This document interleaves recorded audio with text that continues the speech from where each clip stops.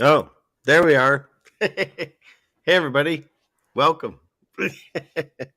It is, what is today? Tuesday, January 10th at around 7 West Coast, or so they say. Excuse me. Got a cough in my throat. And right before we started. But here we are. Welcome to whatever this is. This is the first, whatever, maybe or only. But I've talked with this lovely lady many times, Rose 777. Most of you, all of you, mostly, I'm sure know her.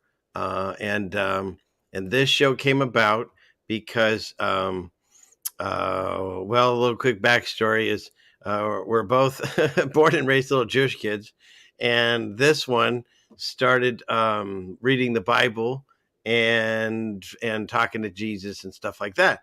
And so we've been friends for a while, and she'd always call me to like run things by question things like, how does this match up with what you're reading, how does that, and what do you think of this? And so it got to the point where I have said, I've told Rose this, she's sort of what I call Jesus curious.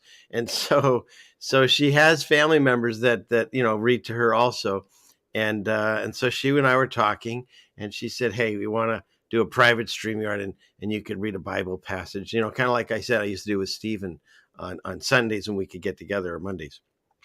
And so I said, sure, but here's the thing. I've been reading this new book. It's called the Book of Adam and Eve, and but I've been listening to it because I do it online. You can find it on YouTube. That's where I'll show you where we're going to look tonight. And the reason is first of all, I find the story fascinating, and so it's matching along with things in the Bible. It's connecting up to the things in the Bible, and it's filling in some holes because, as all of us know, the King James version that I read has 66 books in it, coincidentally. And we know this stuff has been removed and moved around and changed and so forth. And so there are books like, say, the Book of Enoch. Well, here, let me bring up, and hang on, Rosa. I know I'm long winded, but this is how I am. We'll get, and there are other books in the Bible that I read because I look for truth everywhere. And it's like the Book of Enoch is talked about many times in the Bible, and there's other books, I think Jasher and things to look into. So this came across this book, Adam and Eve, and I find the stories fascinating. So even if you don't believe in any of this stuff, maybe that it's real stories of our history, there's still fun stories to listen to. And so I said to Rose, "Hey, would you think of doing that?" And so here we are. Okay, so that's that. You go and jump in here, Rose. Say hi for everyone, and I'll be quiet for a moment. Good evening. I'm so happy to be here. It's an honor to be invited onto your show. And we forgot to mention the birds thing. We have a thing with birds. Yes. It Yes. always must be prefaced. And then what else? Oh, yes, Woodland Hills. We have that in common too. We grew up in similar areas. Yes, the same old stomping grounds. And if you know about the bird thing, if you're new to us, I think it's on my channel. There's 2 episodes that Rose and I did about birds, and we probably should do a third one because I got all new stuff that I've been looking into on that too. So very few people cover birds like we cover birds. Did you ever look at the document I sent you on Twilight language / green language? Yes. I have not gone through all of it, but I did get it this time, and I did start on it. I just, it's like squirrel. You know what I mean? It's like I have so many books on that shelf that I've started and have finished, and there's videos and this that. It just, and then I have to run the farm, of course. Yes. That's very true. Still got those guys with me. I'm wondering if you have also done other shows on Adam and Eve, or if this is the first Adam and Eve show. Because No, this is it. I just started reading this. When did you make that opening? The day I sent it to you. Okay, because I felt I had this like major deja vu. Tell me. I don't know. I felt like maybe we've had this conversation before. Well, there's a gentleman that keeps writing me. Terry is his name, and he wants me to do like a presentation on deja vu. And first of all, I feel like we've already had this conversation, huh? but second of all, man, I don't even know where do you begin on that. Like, it doesn't, there's really nothing to show. There's no, you know what I mean? It's wild. It's a wild topic because we've all experienced it. And of course, Keanu Reeves, he says when the cat walks twice, or no, it's the other chick that says that it's the glitch in the matrix, and we've seen stuff like not that exact thing, but there are interesting things, time warps and stuff that people have been Yeah. experiencing. It's a I don't know theory how you cover it. explained, and so it has its own name. It's like, Yeah. how like there's like the Xerox machine, which is really a copying machine, Right, and right, right. the brand. Well, deja vu is like the brand of the feeling. Right, like Kleenex, it's the same thing. Nobody says, "Give me a facial tissue." Yeah, yeah, exactly. It would be weird if they did. I would say, "What the fuck are you talking about?" I know, right? What do you mean? Get out of here, you weirdo! Yeah, but those come out weird. Grab your Kleenex like everyone else, but it says Kirkland. Shut up, I'm cheap. It's like, Or but no, it's like, what's the generic word for a Q-tip? A cotton swab? yeah, right. Give me that cotton swab. How? No, but Yeah, gross. so how'd we get onto this? I don't even know. I don't know. But I'll Oh, bring it. deja vu. Yeah. So and dream world. That's a whole other thing, man. You can get, well, Inception, you can get lost forever, but yeah, you can get lost in dream world conversations forever. So, Yeah. um, Okay. Well, can I segue into Adam and Eve because oh it's wait, here like we're gonna transition, and Adam I and don't, and maybe we should go with segue because I don't know. I don't want to be offensive by saying transition. So, but go Eve. ahead, Rose. What's up? Okay, well, that's why I said segue. And by the way, segue, for anyone that doesn't know, is spelled Segue. Yeah. And Google isn't nice to people who try to look for the correct spelling with Seway. So I just saved you some time. About Adam and Eve, it seems like that whole story is like a dream world, and it would be impossible for anyone to consider it a literal story as part of history. That's how I have always felt. But when you brought up recently off air that you were thinking to yourself that there was other people in another place, as explained in what we're going to discuss today, it really relaxes me because then it makes me feel like the whole thing Yeah. can be more possible, and we're not talking about something that's so far-fetched. Like, how could it just go from nothing to two people that then creates an entire race and not everyone is retarded because of incest? Yes. Maybe that's all a hoax. Very good questions. Okay. But this is what this, and for those of you that I don't have a banner that we don't know anything. Although this is it. We can just use this guy. We know nothing. Nothing.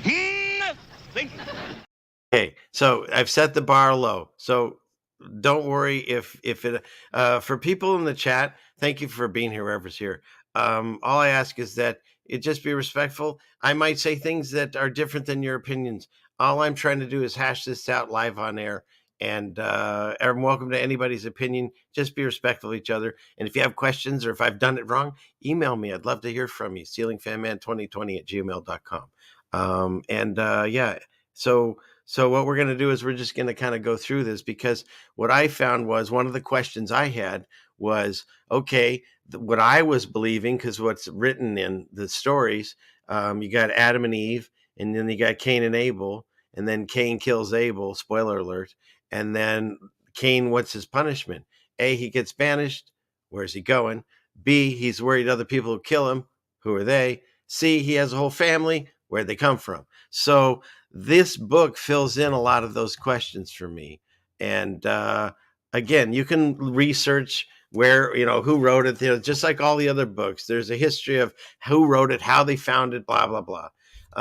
I find it fascinating that people really get caught up in, don't read this book. Why? Because that book told me not to. So it's like, okay, so you believe that book more than this one.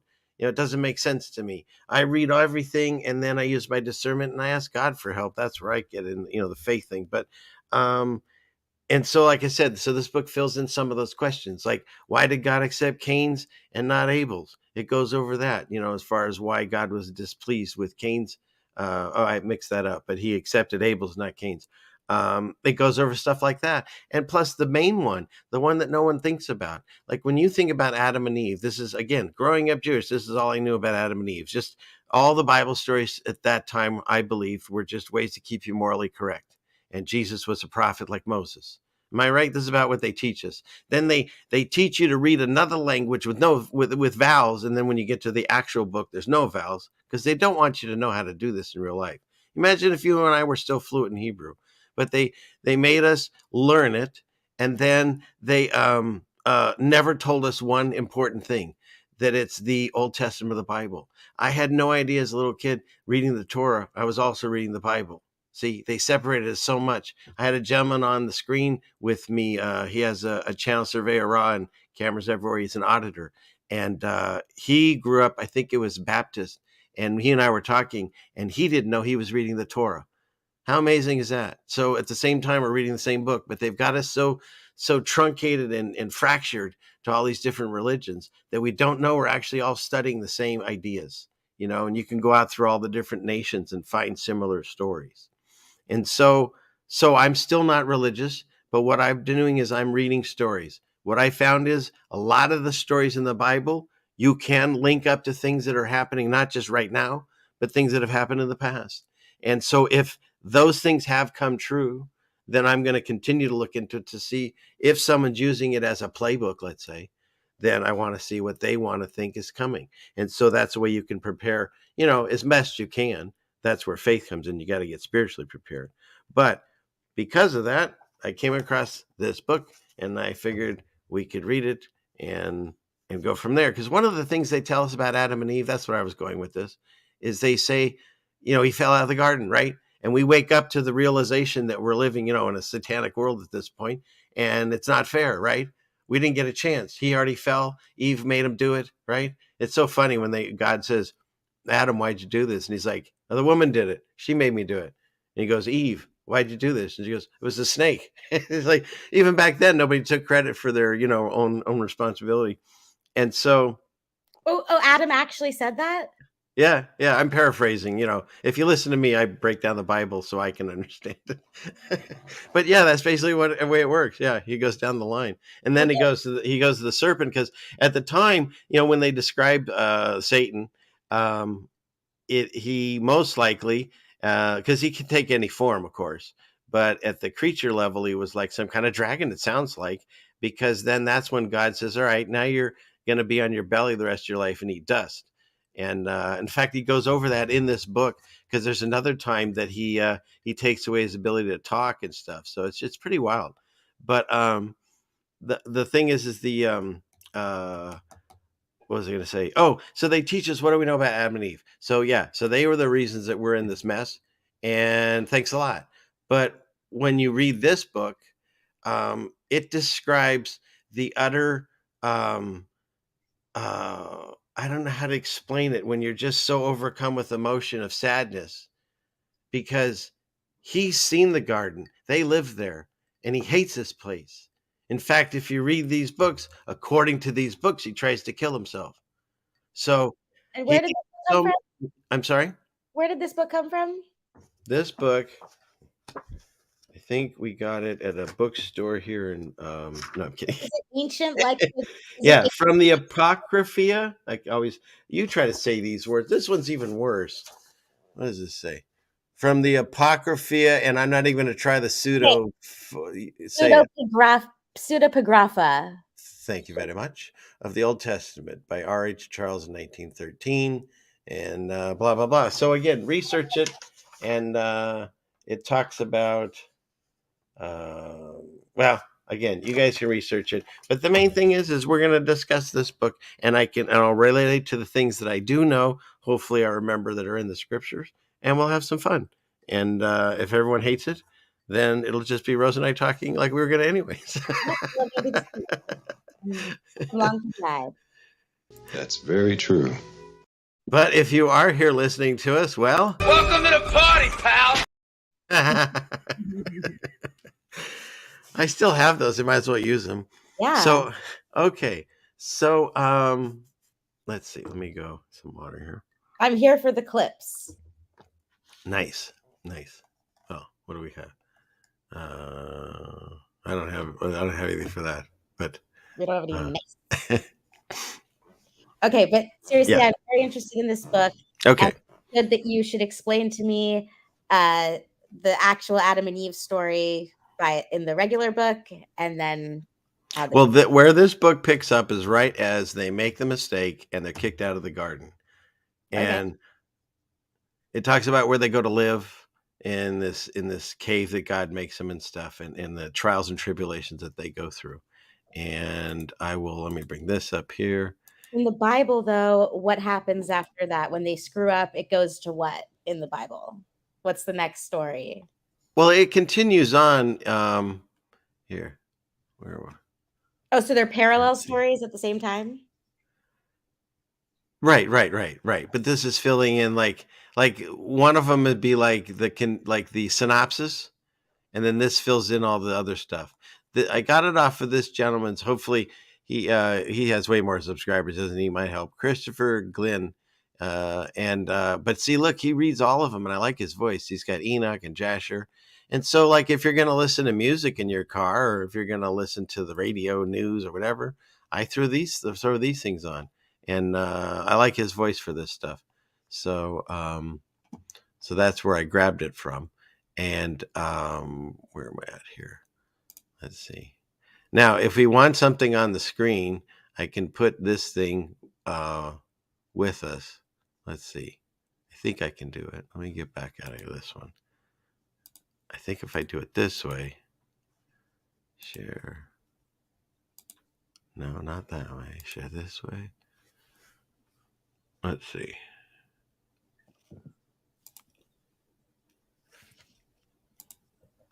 Well, but see, that still takes me off the screen. How do I fix? Hold on, people. I'm still learning.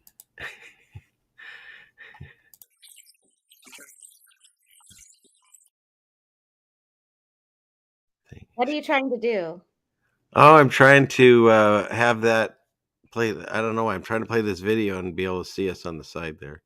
And it's taking over my screen. So I need to do this. Otherwise, I won't be able to see you. We're going to still be on the screen if you share it. Yeah. I just can't see it up on my screen. I think there's a way I can do that, though. They did a new thing here. By just going back to your StreamYard tab after you click share. You're still going to be sharing. Okay, let's try that. We'll try it your way. Let's see. Clickety click. Go here, there. So okay. Go to this thing and then go back here. No, then we come back. Oh, okay, so when you're using your mouse, you have to be on this tab. But once you start playing it, you can go back to StreamYard so you can see what everyone else is seeing. Oh, I see. Well, I found this somebody had done it. It looks like 6 years ago. They put it to like their memes and stuff. So I thought if I'd kill the volume and I put it at like its slowest speed, maybe if people want pictures to look at as we're talking, I could put it in the background. If you want. You can only share one tab at a time, and if you want to hear the audio from another tab, that has to be the tab you're sharing. Right, but let's see, if I play this and then come back here, nah, never mind. Let's just not even worry about it. Okay, we'll just sit here, our beautiful faces. They're gonna have to look at this deal. You're gonna have to. I just don't know why that's not working. Oh, hey, wait. What if I did this way? I don't understand why that's not working tonight. Or if you share the entire screen, then you could play the audio and then switch to the video and watch it. Yeah, because when I go over there, see, I can't see it. It goes there. All right. Well, I'll deal with it. Okay. Well, anyways, let's get the show starting. Anybody here? Okay. Let's what'd you say? Let's segue UE. Okay. And then what I did is I have it over here. I'm going to play the audio and then we'll listen. And then if you want to stop at any moment, just say, and then we'll talk about it or whatever. I don't know. I'm making this up as we go along, people. So, all right. Well, I'm going to type in the private chat if I want to say something. Oh, I never looked there. Okay, because I have the regular chat up. You want me to look? You want me to type? Oh, here's a private chat. Okay, I see it. There's the private chat button. So I'll see a red dot come up or something. Or you could just do this or something. Okay. Yeah, that works. I'll see that way faster. Private chat will go by 20 minutes and you'll be like, this is okay. Yeah. You don't even have to do the winky finger. Just go like that. I'll see it. I got nothing else to look at. You mean you want me to? So you're annoyed by the movement of the finger? You want me to just hold my finger still? Do whatever you like, Rose. Okay, I just want to make sure that you feel comfortable with whatever I'm doing with my finger. That's a sentence I don't think I'd ever want anyone to say. Yeah, but it's just, it's a distraction. My doctor used to say that, and I stopped going to him. That's very true. I wasn't even thinking about that. Oh, shoot. I think I told my mom to watch this. Hi, Bob. Oh, goodness. Okay, let's see. Okay, well, let's get going here. Geez, I sure wish I could figure out how do I do that normally when I have those tabs? Why isn't it working tonight? I believe we could do it how you want if you could just have faith and Have faith in it? Okay. That's I what Jeannie would tell me to do. take the time to make it work the way you want to. You just have to really describe to me what you want to do, and I'll just give you step-by-step instructions. Yeah, I don't think I can bring it up on this camera. So we'll just deal with it. All right. You can like wave or something if they need something else to look at. I could bring in a third screen here. Nah. Okay, can we just get going? Let's get going. All right. Welcome everyone. I'll trim all this out. No one will even see it. Okay. So let's do Adam and Eve. All right. So if you happen to have the book following along, we'll do that. And well, I'll put it up here anyways, and then I just won't see you. So I'll look for the private chat. How about that? We could try it that way. Give me a link so that I could follow along. Let's see. If I put it like this, and I put this picture up here so people have something to look at. See, I can't see the private chat. Ooh, I could go over here and do it. Let me try that. One more try. One more try here. If you go back to the StreamYard chat and click play, then you're going to see both us and the other screen that's being shared. Go back where? Go here. Oh, it's gonna be sharing whatever you're looking at. Okay, I know the answer. Okay. You do. Okay. Click present, share screen, and then choose the particular tab that you want to share. Yeah, I tried that, but then it takes us off. Let's just go. No, it won't. All right. Click share screen. All right. Share the particular tab. Chrome tab. Okay. Would be this one. And share. Okay. So now it's sharing. Right tab and go back to click on the StreamYard tab. Dude, you did it. Look at that. You did it. I knew it. I knew it that it would work out if you just listened to me. All right. So let's see. I know. You have more faith than I do. There we go. See, I'll just put their little thing on so people have something to look at. Whew. Okay. Now the show can begin. All right, here we go. Read by Christopher Glenn. Book 1, Chapter 1. On the third day, God planted the garden in the east of the earth, on the border of the world westward, beyond which, towards the sun rising, one finds nothing but water that encompasses the whole world and reaches unto the borders of heaven. And to the north of the garden there is a sea of wafer, clear and pure to the taste, like unto nothing else, so that through the clearness thereof one may look into the depths of the earth. And when a man washes himself in it, becomes clean of the cleanness thereof, and white of its whiteness, even if he were dark. And God created that sea of his own good pleasure, for he knew what would come of the man he should make, so that after he had left the garden on account of his transgression, men should be born in the earth, from among whom righteous ones would die. So Rose, right off the bat, I'm hearing that, like, we know, I mean, God is everywhere at all times. Like our concept of time is not the same. And so as soon as he decided to create whatever, this terrarium full of people, boom, he instantly knew we were going to fall. This situation is going to be rose, and then go from there. Yeah, I can black screen it too. This is cool. Okay. So, oops, sorry. Oh, I hit the wrong button. Anyways, I'll figure it out because you taught me how to do it. So he already had the system set up for after we get knocked out, right? And And so that's what I'm hearing here is that he, because what Adam talks about is prior to Gus getting us knocked out, we were different types of beings.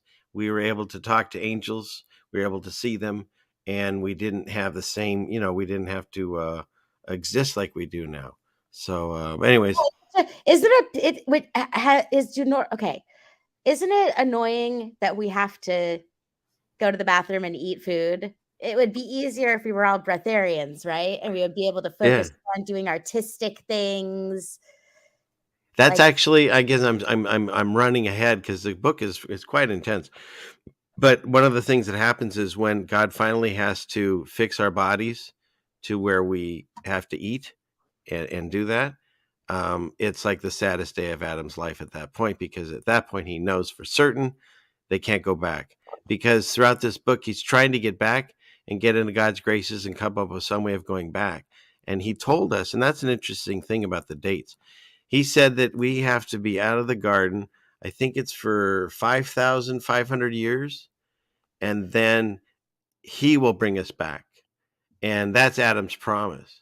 And so what I find is fascinating is that all the different religions, they fight over, Muhammad, or they fight over Jesus, or they fight over, who's the special children, who's whatever, and Abraham and all that. But when you go back to the original promise that God gave, he gave it to Adam.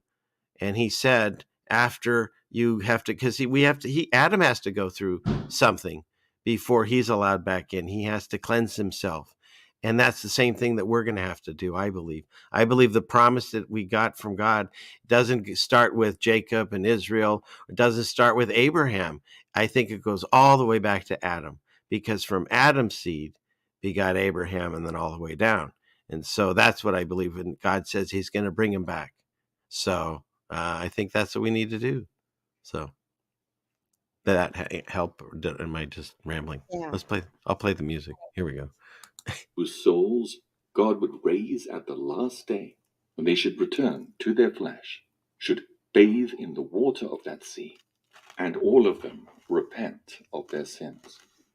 But when God made Adam go out of the garden, he did not place him on the border of it northward, lest he should draw near to the sea of water, and he and Eve wash themselves in it, be cleansed from their sins, forget the transgression they had committed, and be no longer reminded of it in the thought of their punishment. Then okay, began, hang on. Yes.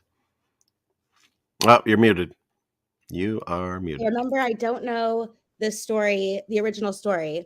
The sin that was committed, are they literally just talking about eating the apple, or were there other sins that were committed other than eating the apple? Okay, as far as I know, see, I wear this. It could either be like I'm a monk or something, or I'm just going to the skate yard, right? Skateboarder. Here's what I understand is that there was a tree in the garden that was the tree of knowledge of good and evil. It basically it taught you everything, and so when God started us in the garden, we didn't need to know all that stuff. He did everything for us. He took care of us. There was no need for they didn't even have sunlight, daylight, nighttime, whatever. It was just light came out of them. They were light beings, the way it's described. And so, what was the question? Well, was can I ask you another question? Well, wait, finish that one. I want to finish this thought before. What did you ask me exactly? You don't even remember. Come on, chat. Helps that. I was asking. What was the sin they caused? Okay, so the idea was God said, "Look, there it is. Oh, that's funny." No, thank you.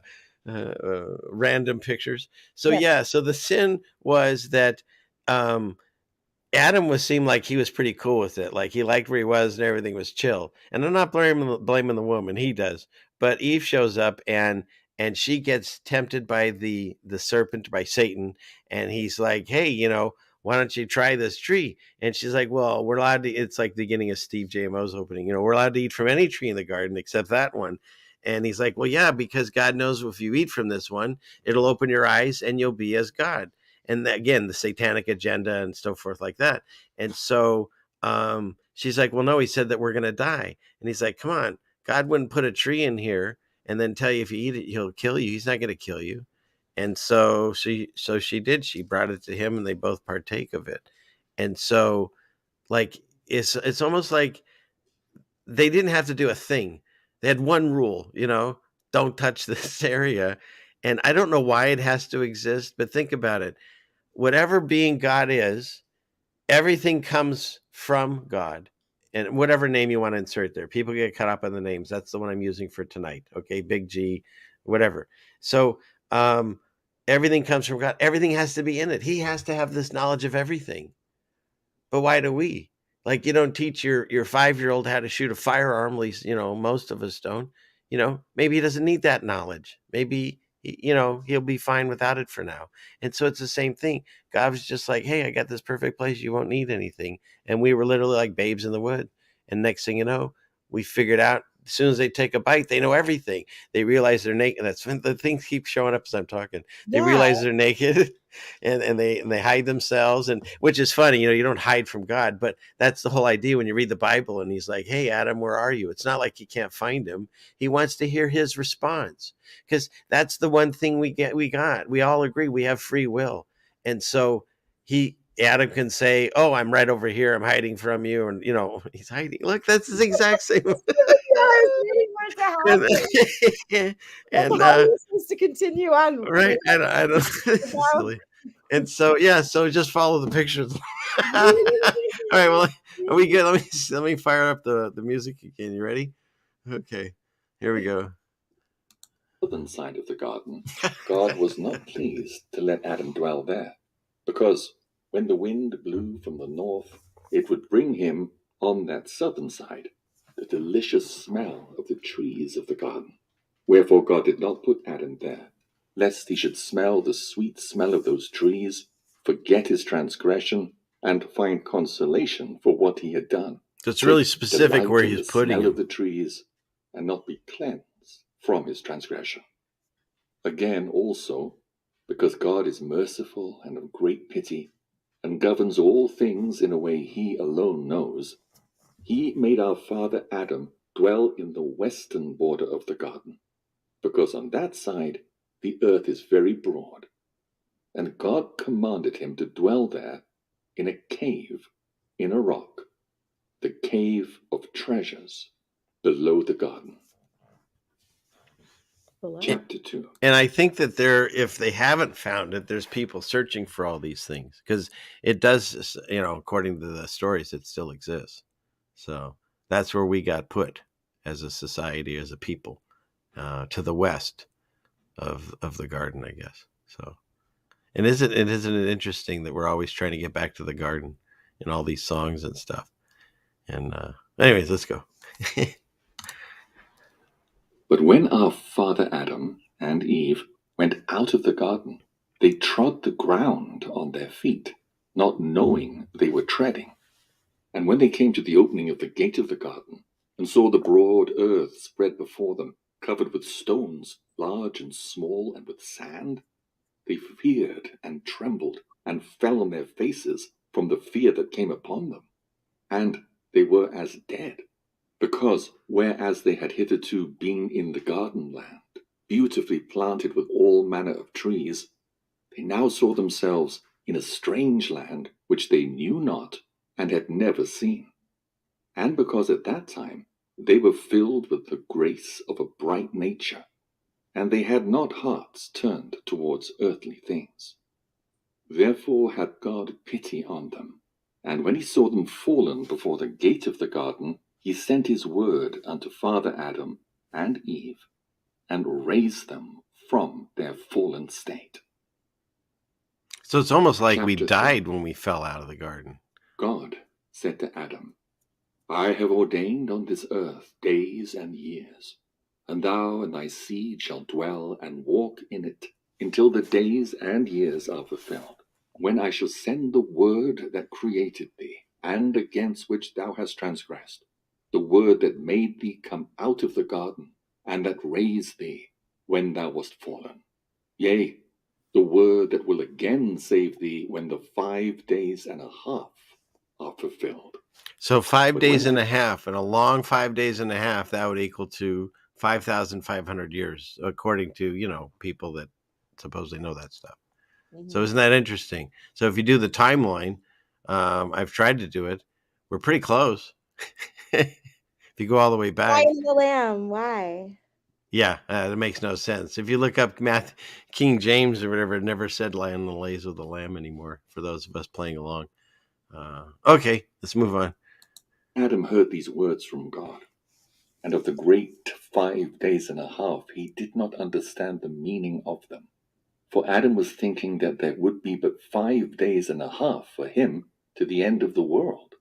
And Adam wept and prayed God to explain it to him. Yeah, I would want that. Then God, in his mercy for Adam, who was made after his own image and similitude, explained to him that these were 5,500 years, and how one would then come and save him and his seed.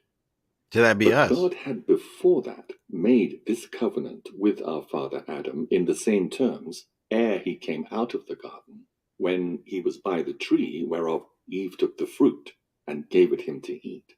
Inasmuch as when our father Adam came out of the garden, he passed by that tree, and saw how God had then changed the appearance of it into another form, and how it withered. And as Adam went to it, he feared, trembled, and fell down. But God, in his mercy, lifted him up, and then made this covenant with him. And again, when Adam was by the gate of the garden, and saw the cherub with a sword of flashing fire in his hand, and the cherub grew angry and frowned at him, both Adam and Eve became afraid of him, and thought he meant to put them to death. So they fell on their faces and trembled with fear. But he had pity on them, and showed them mercy, and turning from them, went up to heaven, and prayed unto the Lord, and said, Lord, thou didst send me to watch at the gate of the garden with a sword of fire. But when thy servants Adam and Eve saw me, they fell on their faces and were as dead. O my Lord, what shall we do to thy servants? Then God had pity on them, and showed them mercy. And Rose, so that's an interesting thing to me, because there's a lot of people that believe, say, if we could find the center, true north, maybe that's where we go back to go home, or you can go outside ice walls and find our way home. But if you believe these stories, because this is matched with ones in the Bible too, is that there's just these angels with like fire swords or pillars of fire.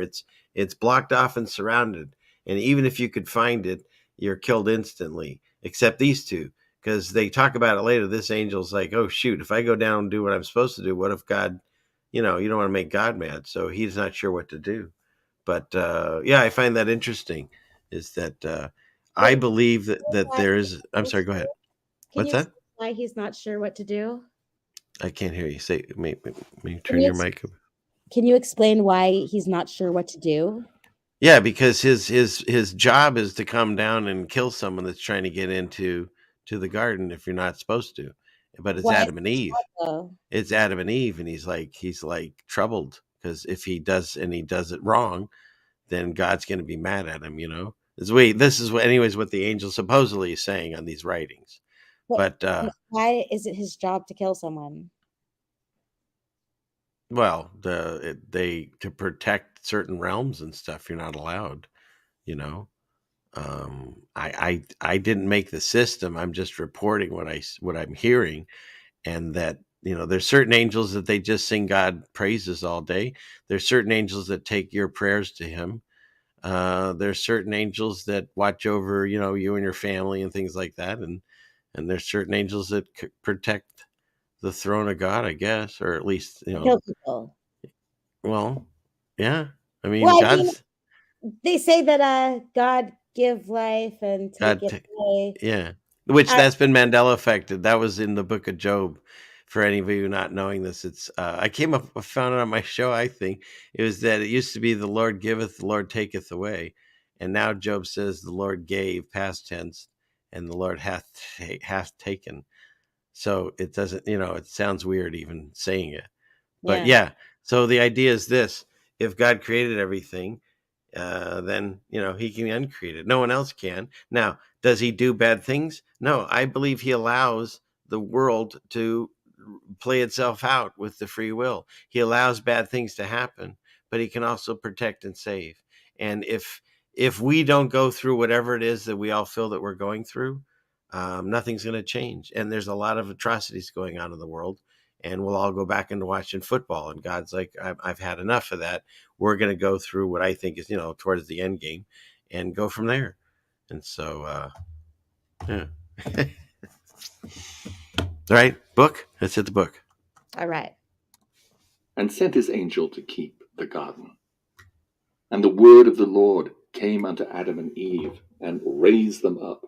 And the Lord said to Adam, I told thee that at the end of 5 days and a half I will send my word and save thee.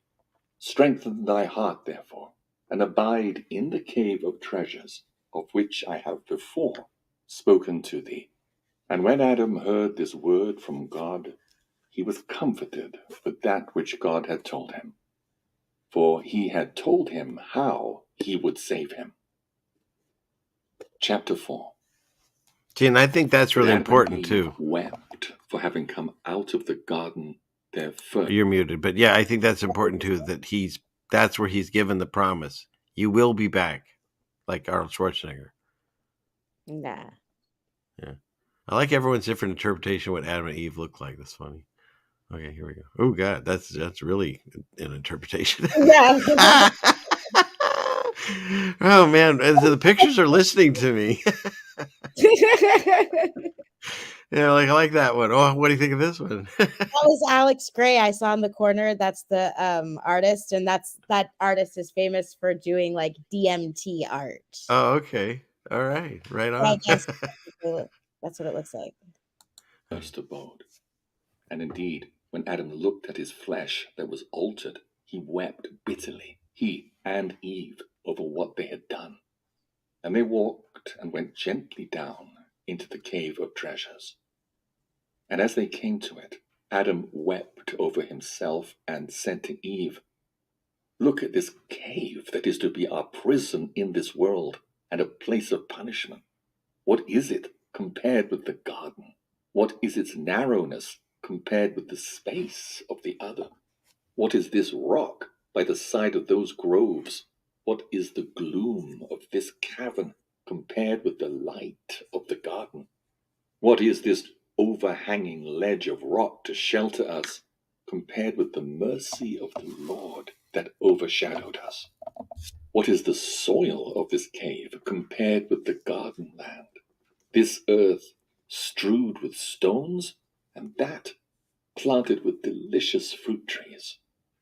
And Adam said to Eve, Look at thine eyes, and at mine, which afore beheld angels in heaven praising, and they too without ceasing. But now we do not see as we did. Our eyes have become of flesh. They cannot see in like manner as they saw before. Adam again. And Rose, right there, he's talking about that when we became these fleshy bodies, that we couldn't hear and see things like we used to. Like I said, we can't hear and see the angels anymore. But if we're going through the opposite process, if we're waking up to the spiritual side and God existence, that's why I think we're seeing and hearing things that we've never seen in our lifetime. You know what I mean? Because we're reopening those connections. So Got it. okay. Said to Eve, What is our body today compared to what it was in former days when we dwelt in the garden? After this, Adam did not like to enter the cave under the overhanging rock, nor would he ever have entered it. But he bowed to God's orders and said to himself, Unless I enter the cave, I shall again be a transgressor. Right. So he didn't want to go in the cave, but he's Chapter like, 5. this time I'm listening. Then Adam and Eve entered the cave and stood praying in their own tongue, unknown to us, but which they knew well. And as they prayed, Adam raised his eyes and saw the rock and the roof of the cave that covered him overhead, so that he could not see neither heaven nor God's creatures. So he wept and smote heavily upon his breast until he dropped and was as dead. And Eve sat weeping, for she believed he was dead. Then she arose, spread her hands towards God, suing him for mercy and pity, and said, O God, forgive me my sin, the sin which I committed, and remember it not against me. For I alone caused thy servant to fall from the garden into this lost estate, from light into this darkness, and from the abode of joy into this prison. O God, look upon this thy servant thus fallen, and raise him from his death, that he may weep and repent of his transgression which he committed through me. Take not away his soul this once, but let him live, that he may stand after the measure of his repentance, and do thy will, as before his death. But if thou do not raise him up, then, O God, take away my own soul, that I be like him, and leave me not in this dungeon, one and alone. For I could not stand alone in this world, but with him only. For thou, O God, didst cause a slumber to come upon him, and thou didst take a bone from his side, and didst restore the flesh in the place of it, by thy divine power. And thou didst take me, the bone, and make me a woman, bright like him, with heart, reason, and speech, and in flesh like unto his own. And thou didst make me after the likeness of his countenance, by thy mercy and power. O Lord, I and he are one, and thou, O God, art our Creator. Thou art he who made us both in one day. Therefore, O God, give him life, that he may be with me in this strange land, while we dwell in it on account of our transgression. But if thou wilt not give him life, then take me, even me, like him, that we may both die the same day. So, like I said, Adam is so sorrowful and remorseful to a level that we can't even comprehend, because he transgressed. Meanwhile, he like falls down like dead, or is dead, I don't know. And Eve, what does she do? She's totally distraught and brokenhearted, because she's like, fix him or take me too, because I'm the reason he's down there like this. And so another thing that I love about these stories is, people always talk about God and how he's vengeful, and it talks about him being jealous and all these things in the Bible and whatever. But the main things that he is he's loving and he's forgiving. And so that's a lot of the things that I talk about that are missed in the world right now. And how can we expect a creator to be loving and forgiving us in our transgressions if we can't do it to other people? And so that's what I see here, is that Eve is just like, obviously super remorseful, right? It wasn't an easy thing. We make it sound so trivial what they did, but what they did was they had no idea the consequences, right? Kind of like normal everyday people. So yeah, and Right. she might have died of broken heart syndrome, right? That's a new thing now. And I think they go over how they attach fig leaves. So it is very Romeo and Juliet. Yeah. So let's see. And false hero. I don't know. Like I said, we all have to I don't know if you're asking, but look, I'm just reading these stories, and I can still take knowledge or wisdom out of it, and so that's why we're reading it tonight. So yeah. Extracting knowledge. Yeah, where's my guy? Oh, here, how about the kids? We'll give you them. True. Yep. Yeah, that's true. Yeah. It's a long way to get there. I have too many of these. I gotta get rid of some. So I keep saying No. that, but I love them all. If you get rid of, I really regret it that I got rid of a little clip of Tupac saying poppycock. Well, I do have this. We're on a mission from God. See, there's proof. Nice. Okay. When in doubt. Right? The Blues Brothers. Here we go. And Eve wept bitterly and fell upon our father Adam from her great sorrow. Chapter 6. But God looked upon them, for they had killed themselves through great grief. But he would It raise looks them just like the picture. and comfort them. He therefore sent his word unto them, that they should stand and be raised forthwith. And the Lord said unto Adam and Eve, You transgressed of your own free will, until you came out of the garden in which I had placed you.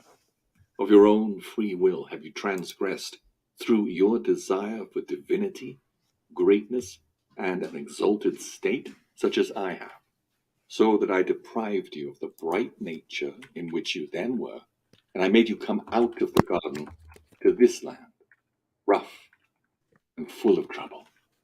If only you had not transgressed my commandment and kept my law, had not eaten of the fruit of the tree near which I told you not to come. And there were fruit trees in the garden, better than that one. The wicked Satan, who continued not in his first estate, nor kept his faith, in whom was no good intent towards me, and who, though I had created him, yet set me at naught, and sought the Godhead, so that I hurled him down from heaven. He it is who made the tree appear pleasant in your eyes, until you ate of it, by hearkening unto him. Thus have you transgressed my commandment, and therefore have I brought upon you all these sorrows. For I am God the Creator, who, when I created my creatures, did not intend to destroy them. But after they had sorely roused my anger, I punished them with grievous plagues, until they repent. But if, on the contrary, they still continue hardened in their transgression, they shall be under a curse forever. And you know what I see in that is like, okay, so let's say God, and then you got the children of God. So if you have a child and they transgress, they don't listen, you say, don't do that, and they go ahead and do it. You don't kill them, but you might punish them depending on what it is they did. And why do you do that? Well, let's say there's a busy, 4-lane highway and they're like 5 years old and they want to run across to the playground. They try to run and a car could hit them. They're going to get yanked back and scolded or whatever. You don't kill them. And so that's the way I see God. He's loving, he's forgiving, and he's doing it for our own benefit. He's trying to help us. But we have free will, so that means if you continue to transgress and not listen, you could die, right? If you ran on that freeway, Yeah. right? If you keep making the mistake over and over and over again, don't be surprised when you seriously do Yeah. die. I played Frogger. Eventually, the cars win. Yeah. Nobody knows what Frogger is. You're not old No, I enough. know what Frogger is, but only because of the Seinfeld episode where George Costanza becomes Oh, in yeah. the game. When You're he's right. You're right. They did Frogger. Yeah, yes. Okay.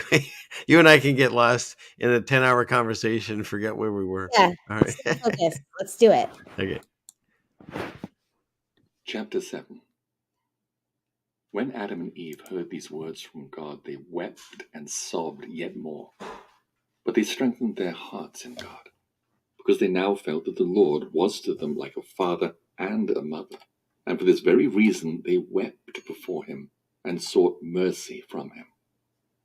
Then God had pity on them and said, O Adam, I have made my covenant with thee, and I will not turn from it. Neither will I let thee return to the garden, until my covenant of the great 5 days and a half is fulfilled.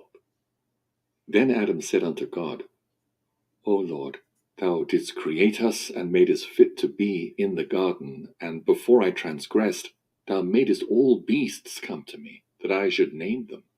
Thy grace was then on me, and I named every one according to thy mind, and thou madest them all subject unto me.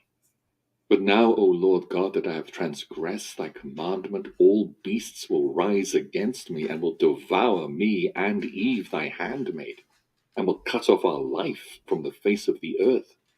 I therefore beseech thee, O God, that since thou hast made us come out of the garden, and hast made us to be in a strange land, thou wilt not let the beasts hurt us. When the Lord heard these words from Adam, he had pity on him, and felt that he had truly said that the beasts of the field would rise and devour him and Eve, because he, the Lord, was angry with them too on account of their transgression. Then God commanded the beasts and the birds and all that moves upon the earth to come to Adam, and to be familiar with him, and not to trouble him and Eve, nor yet any of the good and righteous among their posterity. Then the beasts did obeisance to Adam, according to the commandment of God, except the serpent, against which God was wroth. It did not come to Adam with the beasts. Chapter 8. So at that point, we still have dominion over all the beasts of the earth. But I don't think at this point we're even eating. So that was like we were just hanging out with them.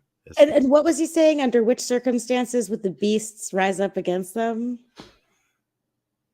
Well, because they fell in the garden. Everything, don't forget, if you're in the perfect setting, Garden of Eden, which we can't even comprehend, and you get tossed out into this strange land. It's a Heinlein book, Stranger in a Strange Land. And everything was scary to them. And so they thought all these animals are going to kill them. Like they no longer could talk to angels and see things, and they had been changed. And so God's like, say, no, I'm going to bring all the animals to you so you can meet them, because he named them. That was the cool thing. Originally, he named them all. And I even made a joke about that a long time ago. I was pretending to be talking about when Adam named everything. And then when he got to orange, it's like he just quit, right? It's the color and the thing. He's just like run out of names. Just call it the same, but move on, right? Just is what it is. It's an orange. Yeah, it's an orange. What color is it? It's orange. Wait a minute. Don't talk to me. I got more things to do. So, but he says, interesting, all the animals come to him except the serpent. Because, serpents, well, there you go. See, that looks more like a dragon. And wow, Eve looks amazing there. But, so that's the thing is the serpent still didn't come to him. Hey, not to go off topic like we always do, but have you seen, I covered it on Friday, all the circles, the animals are all going in circles and stuff. Wait, did you like Eve because of her beautiful face or because she was covered in weed leaves? Could I go with both? Okay. And maybe the spear that she's going to go out and kill dinner for me. I didn't even notice the spear. See? You were too busy looking at her boobs, which I was not. I was looking at her face and the weed leaves. My wife's listening. Like I was just looking at her beautiful face, and I was thinking, man, I'd like to get, hear what she has to say. So yeah, that's why I said that.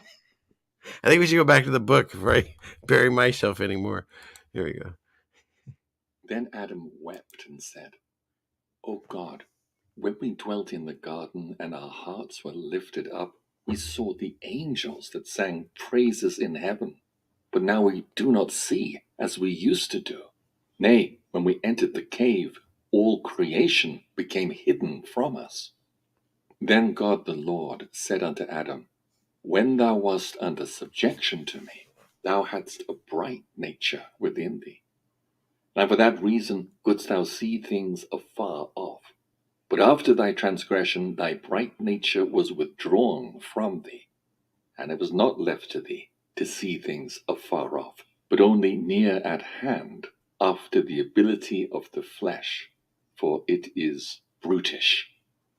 When Adam and Eve heard these words from God, they went their way, praising and worshipping him with a sorrowful heart.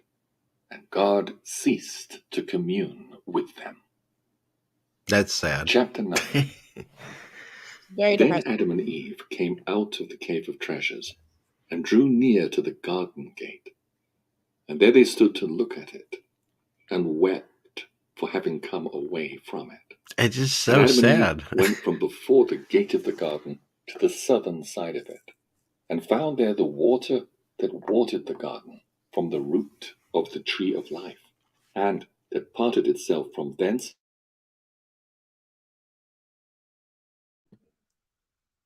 What happened to the audio? Oh, sorry. I hit and the wrong saw button. that it was the water I'll back up. I that came apologize. forth from under the root of the tree of life in the garden.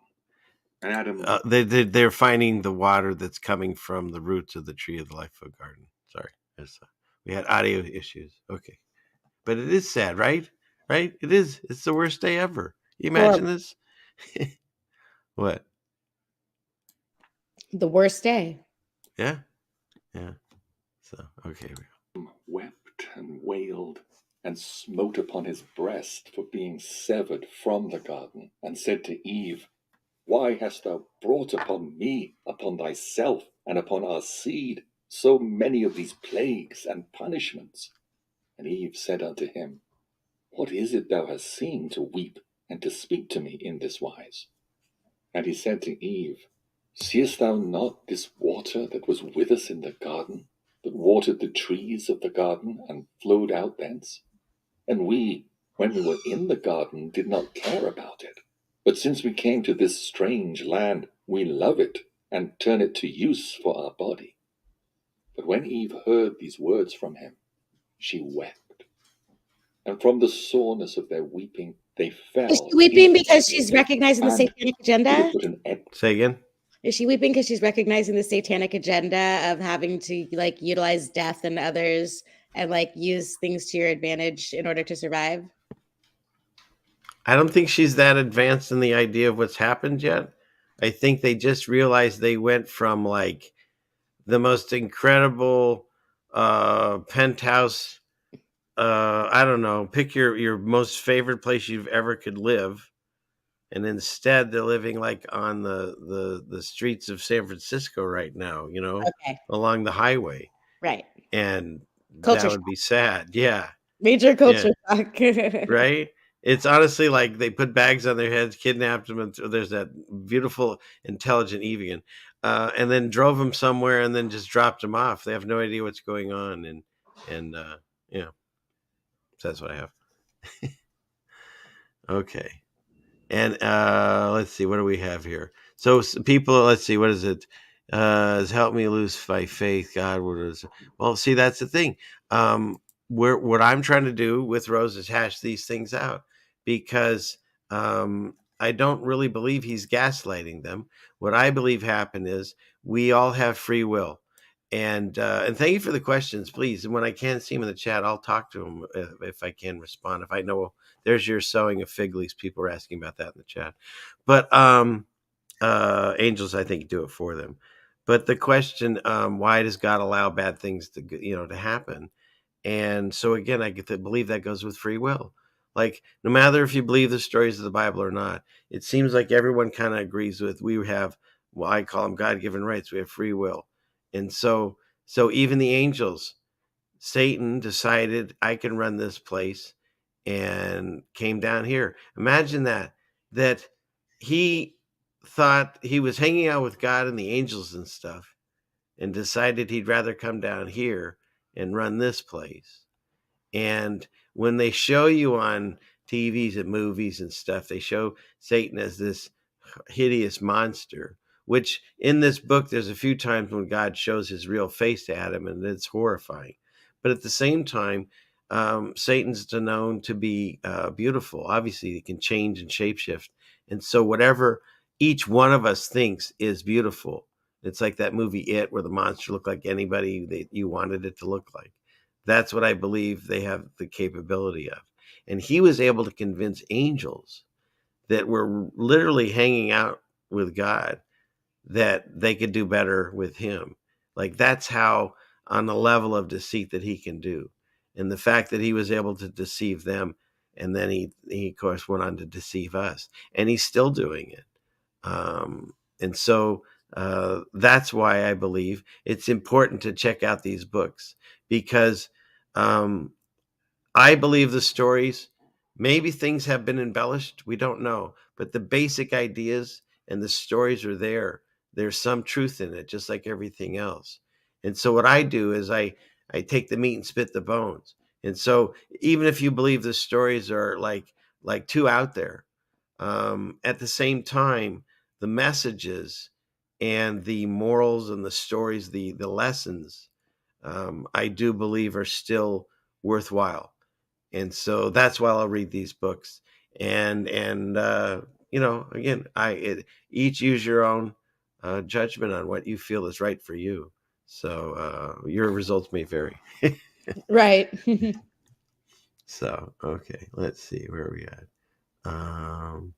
Okay, wait, one last question. Okay, so if you know it's not free will if you know the outcome and the punishment. Well, no, but it's kind of like this. Maybe I'm not sure how old you are, but they in the beginning of video games they had this thing. I was just checking out this thing called Dragon's Lair, and it was like a game that had a cartoon in it. You could probably look on YouTube and still find cartoons of it.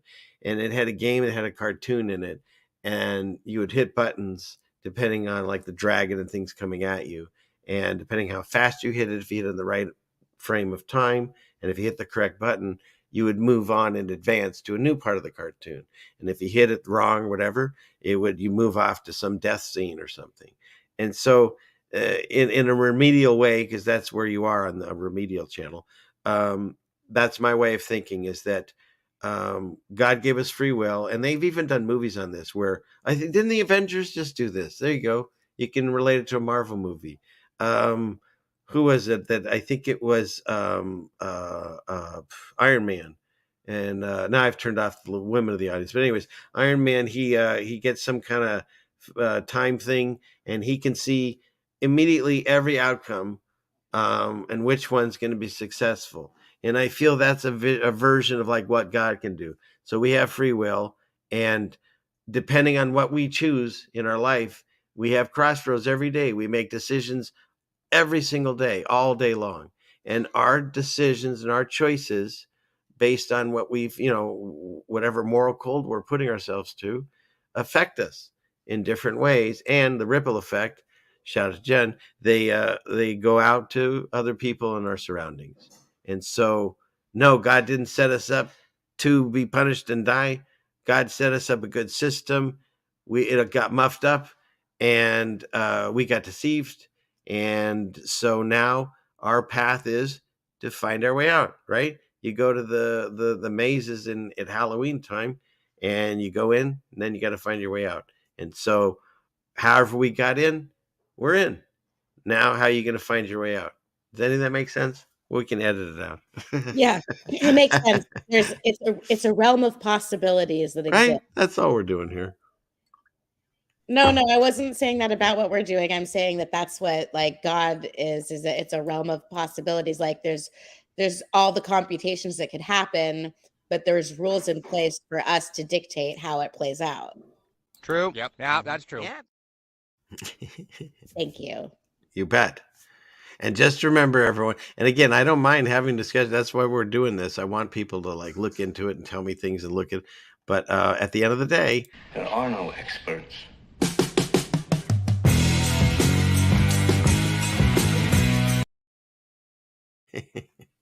Because there aren't. You can read the same books I'm reading as anyone else. You can read the same books that the doctors read. You can see any law, but you can read whatever you want. You can surface and study and go as far as you want. The only thing you can't do is faith. That you're going to have to do on your own. And usually, go in a closet or a bathroom, shut the door, no one's around, and figure that out and talk to God and see what happens. The rest of this, yeah, we can all study it, and we can theorize. It doesn't matter if you've studied the Bible for decades or just the last few years like myself. It just depends on how deep you're going into it. Are you just looking at the surface of the words and trying to figure out what the original language meant and all that?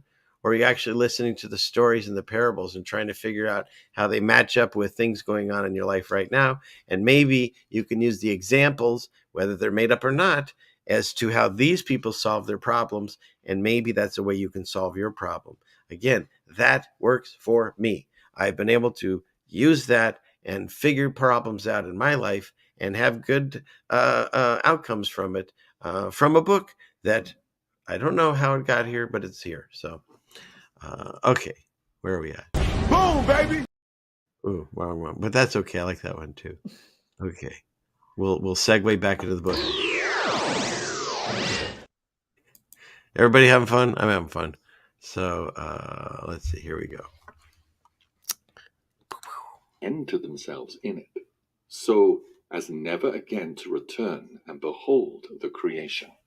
For when they looked upon the work of creation, they felt they must put an end to themselves. Chapter 10. Then God, merciful and gracious, looked upon them thus lying in the water and nigh unto death, and sent an angel who brought them out of the water and laid them on the seashore as dead. Then the angel went up to God, was welcome, and said, O God, thy creatures have breathed their last. Then God sent his word unto Adam and Eve, who raised them from their death. And Adam said, after he was raised, O God, while we were in the garden, we did not require or care for this water. But since we came to this land, we cannot do without it. Then God said to Adam, While thou wast under my command, and wast a bright angel, thou knewest not this water. But after that thou hast transgressed my commandment, thou canst not do without water, wherein to wash thy body, and make it grow. For it is now like that of beasts, and is in want of water.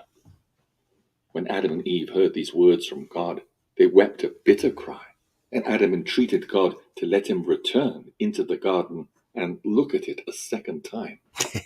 God said unto Adam, I have made thee a promise. When that promise is fulfilled, I will bring thee back into the garden, thee and thy righteous seed. And God ceased to commune with Adam. So that's twice Adam said, hey, can you just take me back? I'll be good. And he's like, no, I already told you. You got to wait.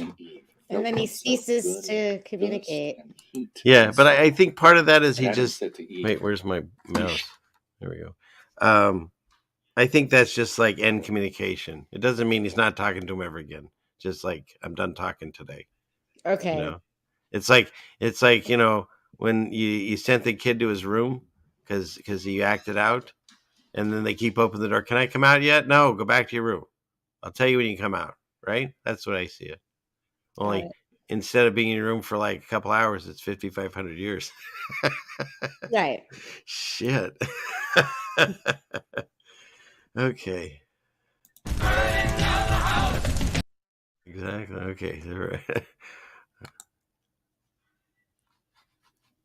Shall not drink of this water, even if we were to die. O Eve, when this water comes into our inner parts, it will increase our punishments and that of our children that shall come after us. Both Adam and Eve then withdrew from the water and drank none of it at all, but came and entered the cave of treasures. But when in it, Adam could not see Eve.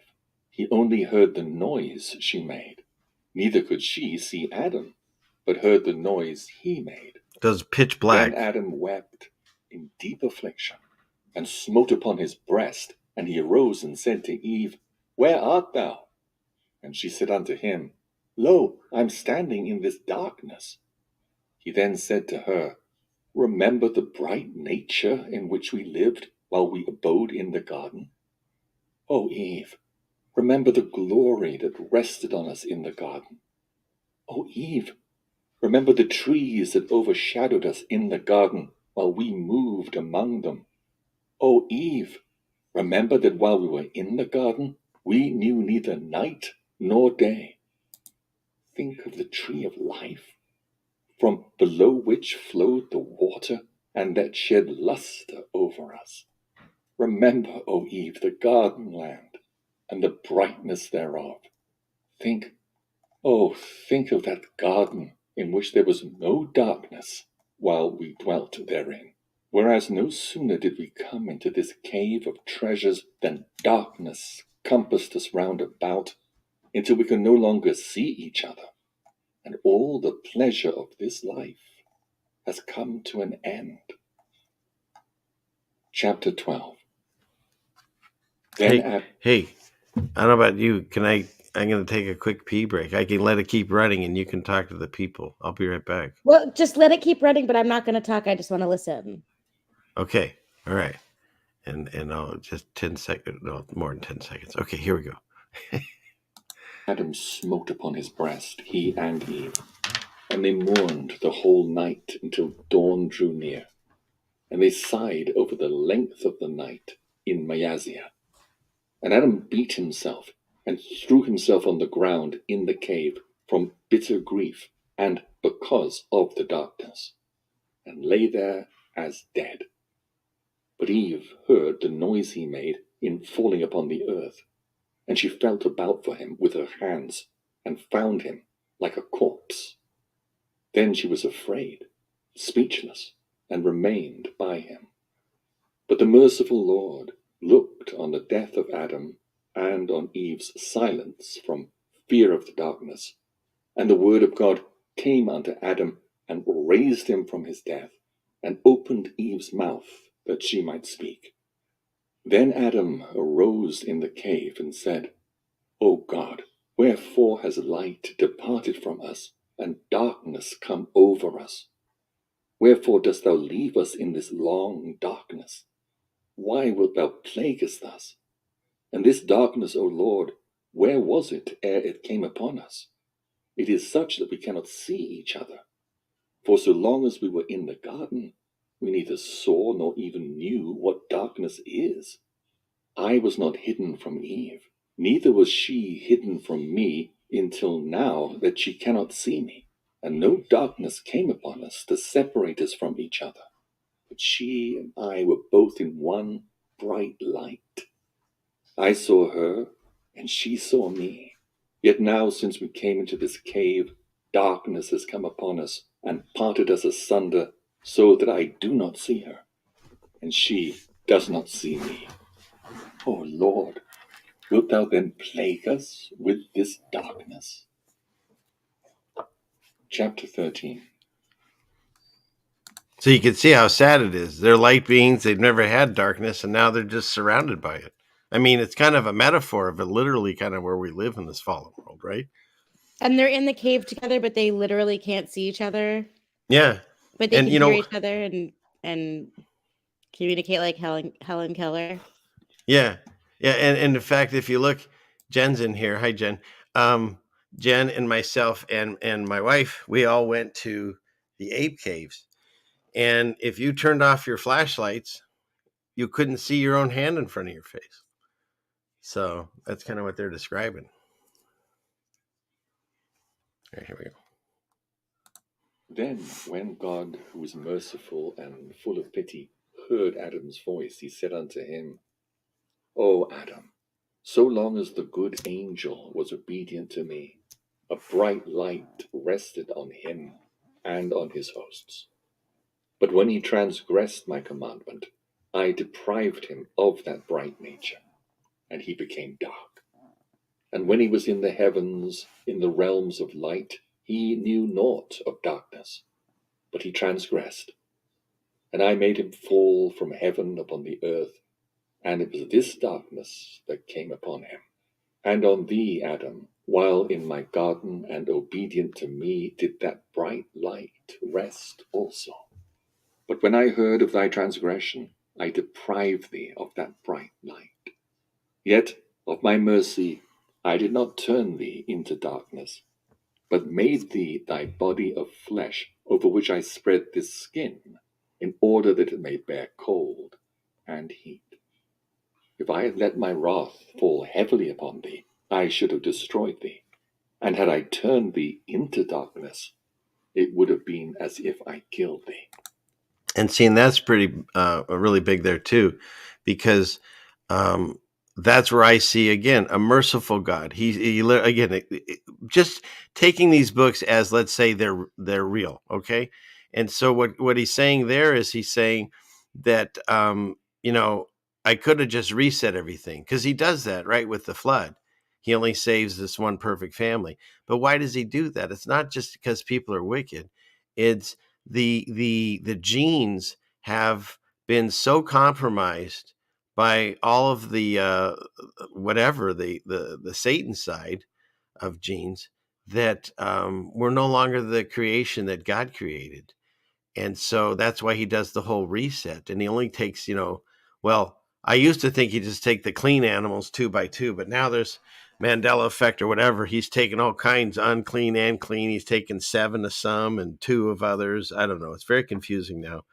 But the basic story was he would get these clean animals. He would get this one perfect family because Noah, his family. But apparently someone, and again, I don't know if they have it in one of the books somewhere or one of the other canons or whatever you call them, but something was still unclean on the ark.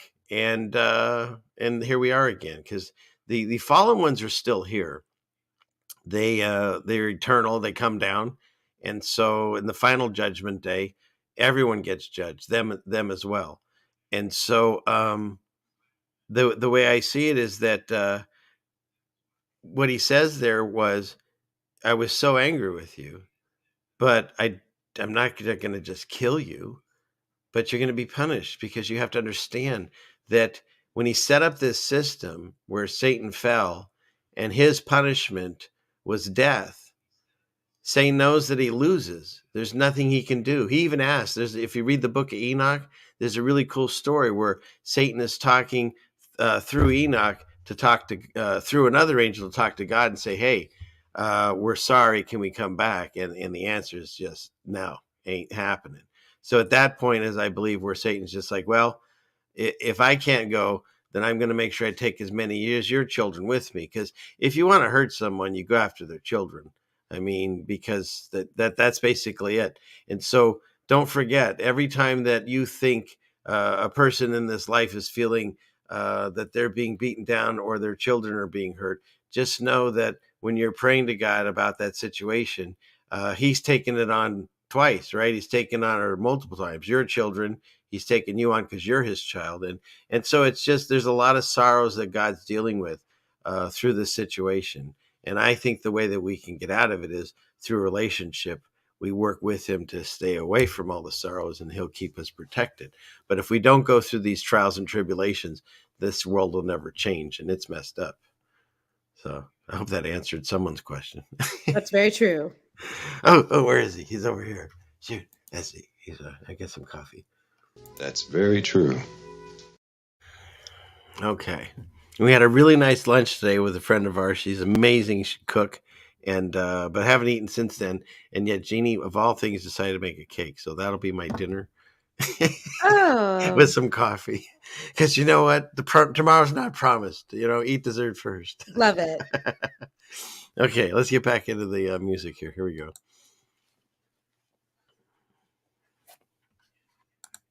But in my mercy I have made thee as thou art. When thou didst transgress my commandment, O Adam, I drove thee from the garden, and made thee come forth into this land, and commanded thee to dwell in this cave. And darkness came upon thee, as it did upon him who transgressed my commandment. Thus, O Adam, has this night deceived thee. It is not to last forever, but only of 12 hours. When it is over, daylight will return. Sigh not, therefore, neither be moved, and say not in thy heart that this darkness is long and drags on wearily. And say not in thy heart that I plague thee with it. Strengthen thy heart, and be not afraid. This darkness is not a punishment. But, O Adam, I have made the day, and have placed the sun in it to give light, in order that thou and thy children should do your work. For I knew that thou shouldst sin and transgress, and come out into this land.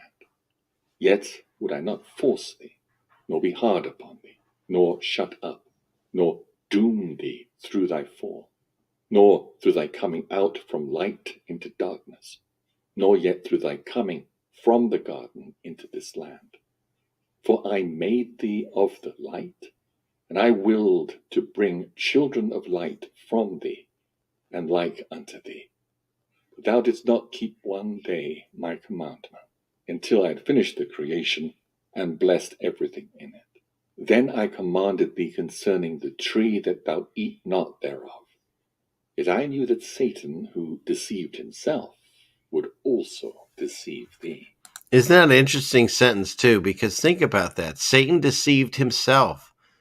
To think that, because he was created, I think, like at the same time as Jesus, he's one of the first things there, entities, whatever. He's sitting right next to God. I mean, for those of us that believe, first of all, can't even imagine I'd be let in the room, But if I was, and he like called me up and he said, "Hey, I got an empty seat. Why don't you sit next to me?" If I could survive that, I would be like, what would ever make you think that that's not a good idea anymore? Like he deceived himself that he could have a better gig. You know what I mean? Isn't that odd? Yeah. So that's why Yeah. he's so good at it. He did it to himself. So, and to anybody, if you're questioning these stories, like I'm not upset. I'm all happy to entertain anything that's going on in there. But just for a moment, like I always say, put yourself like if you used to watch Twilight Zone, you wouldn't watch the Twilight Zone episode where like the baby talks. Isn't that what a creepy one with Telly Savalas? And you wouldn't keep going. That's not possible. That's not possible. No, it's a Twilight Zone episode. So I'm looking at these stories. I believe that they show signs of what really happened. But if nothing else, it makes for entertaining television because you know what? There's really nothing on YouTube. And where else you got to go? I got nowhere else to go! I got nowhere else to go!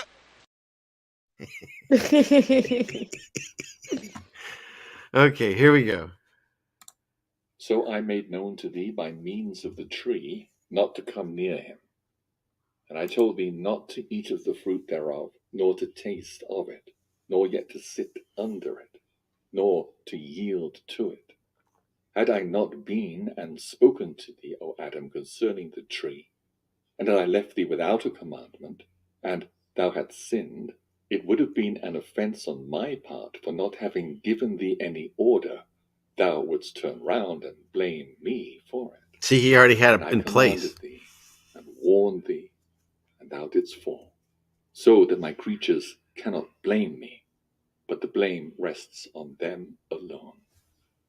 And O Adam, I have made the day for thee and for thy children after thee, for them to work and toil therein.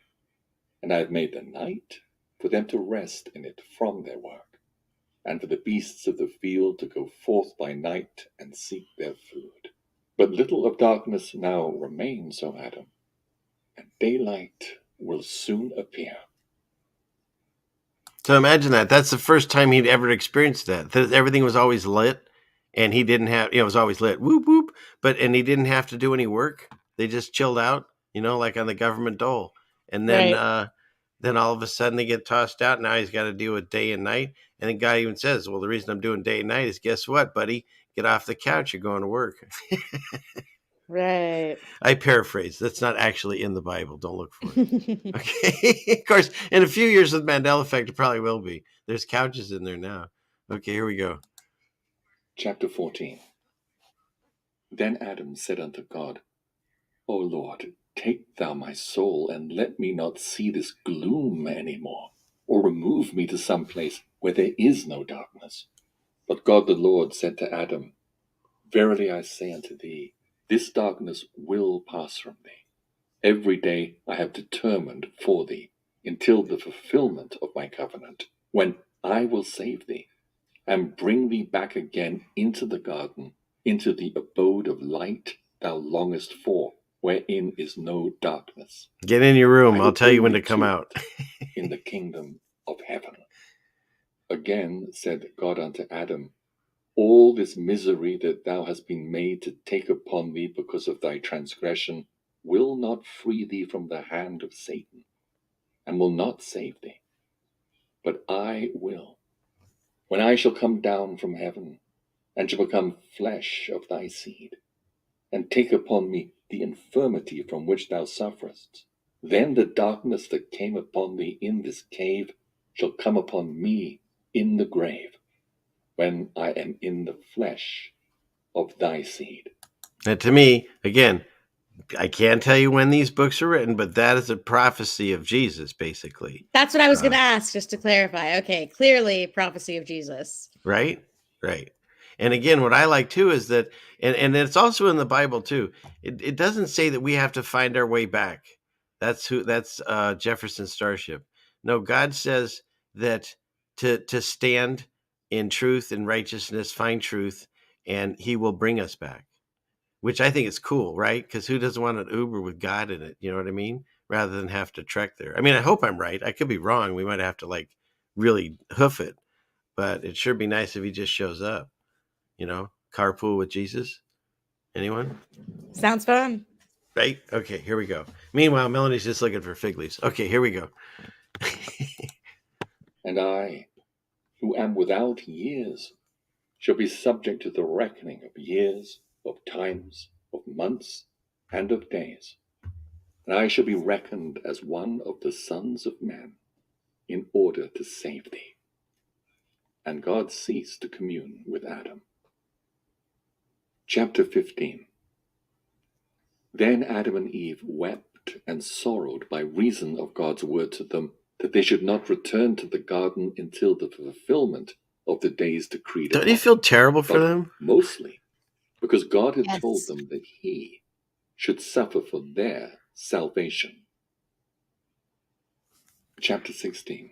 And that's again, God said to them, He's gonna suffer for their salvation.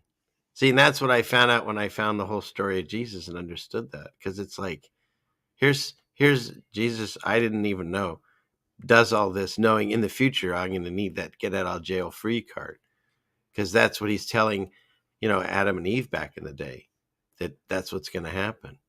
So, and He's suffering, and like I said, when your child suffers, you suffer. And so now God's suffering for the loss of His children out of the garden. It's pretty. Anyways, here we go. After this, Adam and Eve ceased not to stand in the cave, praying and weeping, until the morning dawned upon them. And when they saw the light return to them, they restrained from fear, and strengthened their hearts. Then Adam began to come out of the cave, and when he came to the mouth of it, and stood and turned his face towards the east, and saw the sun rise in glowing rays, and felt the heat thereof on his body, he was afraid of it, and thought in his heart that this flame came forth to plague him.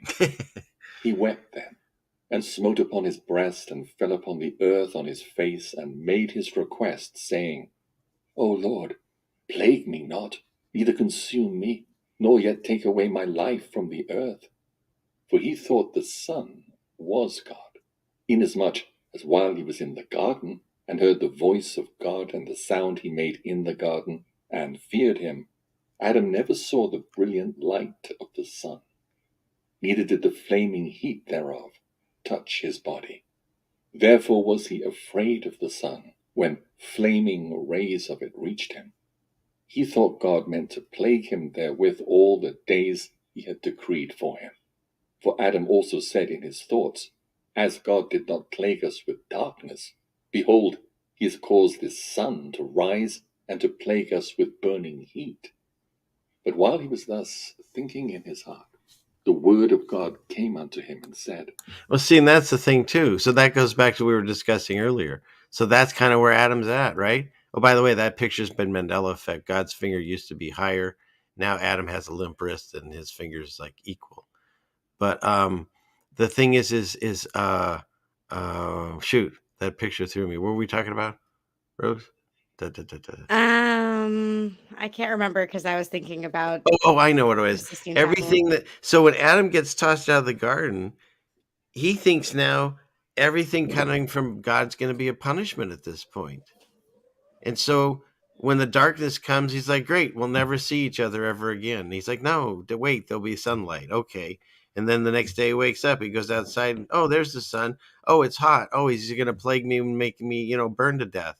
Like everything he thinks he's waiting for God to do another smackdown.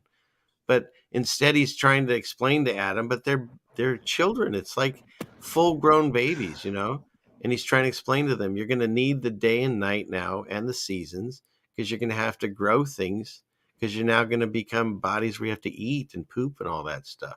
I mean, he doesn't say it exactly like that. He says it way better and fancier. But yeah, so that's where we're at, is the realization he's trying to tell Adam, but everything now coming from God, Adam thinks is punishment. So here we go. Well, that sucks. I know. I really feel bad for them. Like at first you kind of get angry. Well, if they hadn't have done this, we wouldn't be in this mess. But no, now it's like, wow, I couldn't imagine what it would be like. It gets even worse when he starts talking about what he remembers of the garden. Like it's beyond what we can imagine. So here we go. O Adam, arise and stand up. This sun is not God, but it has been created to give light by day, of which I spake unto thee in the cave, saying that the dawn would break forth, and there would be light by day. But I am God, who comforted thee in the night. And God ceased to commune with Adam. Chapter 17. Then Adam and Eve came out at the mouth of the cave, and went towards the garden. But as they drew near to it, before the western gate, from which Satan came when he deceived Adam and Eve, they found the serpent that became Satan coming at the gate, and sorrowfully licking the dust, and wriggling on its breast on the ground. See, he didn't make out so well either. Fell upon it from God. And whereas aforetime the serpent was the most exalted of all beasts, now it was changed, and had become slippery, and the meanest of them all, and it crept on its breast, and went on its belly. And whereas it was the fairest of all beasts, it had been changed, and was become the ugliest of them all. Instead of feeding on the best food, now it turned to eat the dust. Instead of dwelling, as before, in the best places, now it lived in the dust. And whereas it had been the most beautiful of all beasts, all of which stood dumb at its beauty, it was now abhorred of them.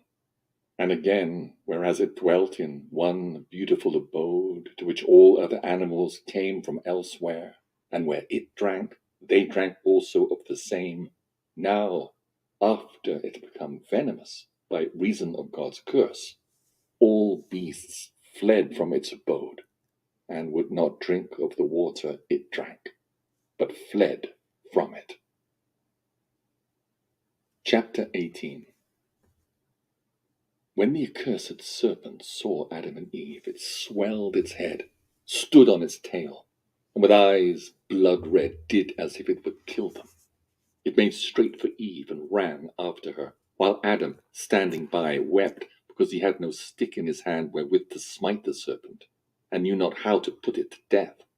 But with a heart burning for Eve, Adam approached the serpent and held it by the tail, when it turned towards him and said unto him, O Adam, because of thee and of Eve I am slippery, and go upon my belly. Then, by reason of its great strength, it threw down Adam and Eve, and pressed upon them, as if it would kill them. But God sent an angel, who threw the serpent away from them, and raised them up. Then the So you got a scene where, isn't it interesting? Adam and Eve, they don't know death. They don't know killing. They don't know any of this stuff. None of that. Even though, the tree of knowledge of good and evil and all that, they're like brand new learning all of this. And so when the snake goes after Eve, he's a badass. I mean, he's probably most likely still naked at this point, and still grabbed a venomous snake by the tail. Always grab it by the head. But anyways, who grabs snakes? Don't grab snakes. But he didn't know what to do because he couldn't kill it. He didn't know anything about death. So anyways, I thought that was interesting. The word of God came to the serpent and said unto it, In the first instance I made thee glib, So God's made saving thee go him. upon thy belly, but I did not deprive thee of speech. Now, however, be thou dumb, and speak no more, thou and thy race, because in the first place has the ruin of my creatures happened through thee, and now thou wishest to kill them. Then the serpent was struck dumb, and spake no more. And a wind came to blow from heaven by command of God, that carried away the serpent from Adam and Eve. threw it on the seashore, and it landed in India. That's interesting. India, of all places. Yeah, right? India of all places. And but see, that's the thing. Like, Satan will still talk to them and try to deceive them. He does it now with us too. But it's not like, a snake walks up in like Harry Potter and says, "Hey, what's up?" It's voices, or however he talks through realms and so forth. But the actual snakes that you see on the ground, all they can do is make that S noise, right? So, and real quick here, I'll segue really fast here. Boo, boo, boo. So my friend Boston Ray and Christian Knapp, they sing my intro on my regular show Friday nights at 6 p.m. West Coast time. Check your local listings, and they're gonna get together soon. They're on a road trip, and they're gonna travel around and play some cool music. So I just wanna Awesome. shout out to them. Glad they're doing good. Okay, so let's see, where are we at? Back to the book. Chapter 19. But Adam and Eve wept before God. A lot of And crying. Adam said unto him, O Lord, when I was in the cave, I said this to thee, my Lord, that the beasts of the field would rise and devour me, and cut off my life from the earth. Then Adam, by reason of what had befallen him, smote upon his breast, and fell upon the earth like a corpse. Then came to him the word of God, who raised him, and said unto him, O Adam, not one of these beasts will be able to hurt thee. Because when I made the beasts and other moving things come to thee in the cave, I did not let the serpent come with them, lest it should rise against you, make you tremble, and the fear of it would fall into your hearts. For I knew that the accursed one is wicked. Therefore would I not let it come near you with the other beasts. But now strengthen thy heart, and fear not. I am with thee unto the end of the days I have determined on thee. So he's letting us know that, we got tossed out and we're basically under the thumb of Satan at this point. But what does he say? He says it in the Bible more than anything, I think 365 times, is fear nothing. Because if God's with you, nothing can hurt you. And so that's basically what he's saying all the way back to the very first story. So. To 20. Then Adam wept and said, O God, remove us to some other place, that the serpent may not come again near us We and all rise say against that. us, lest it find thy handmaid Eve alone and kill her. For its eyes are hideous and evil. But God said to Adam and Eve, Henceforth fear not, I will not let it come near you. I have driven it away from you, from this mountain. Neither will I leave in it aught to hurt you.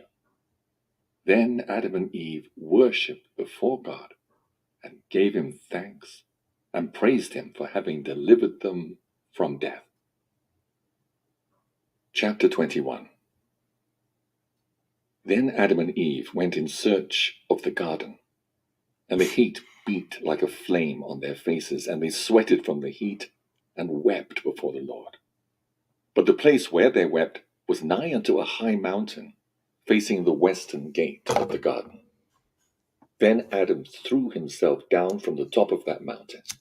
His face was torn, and his flesh was flayed, much blood flowed from him, and he was nigh unto death.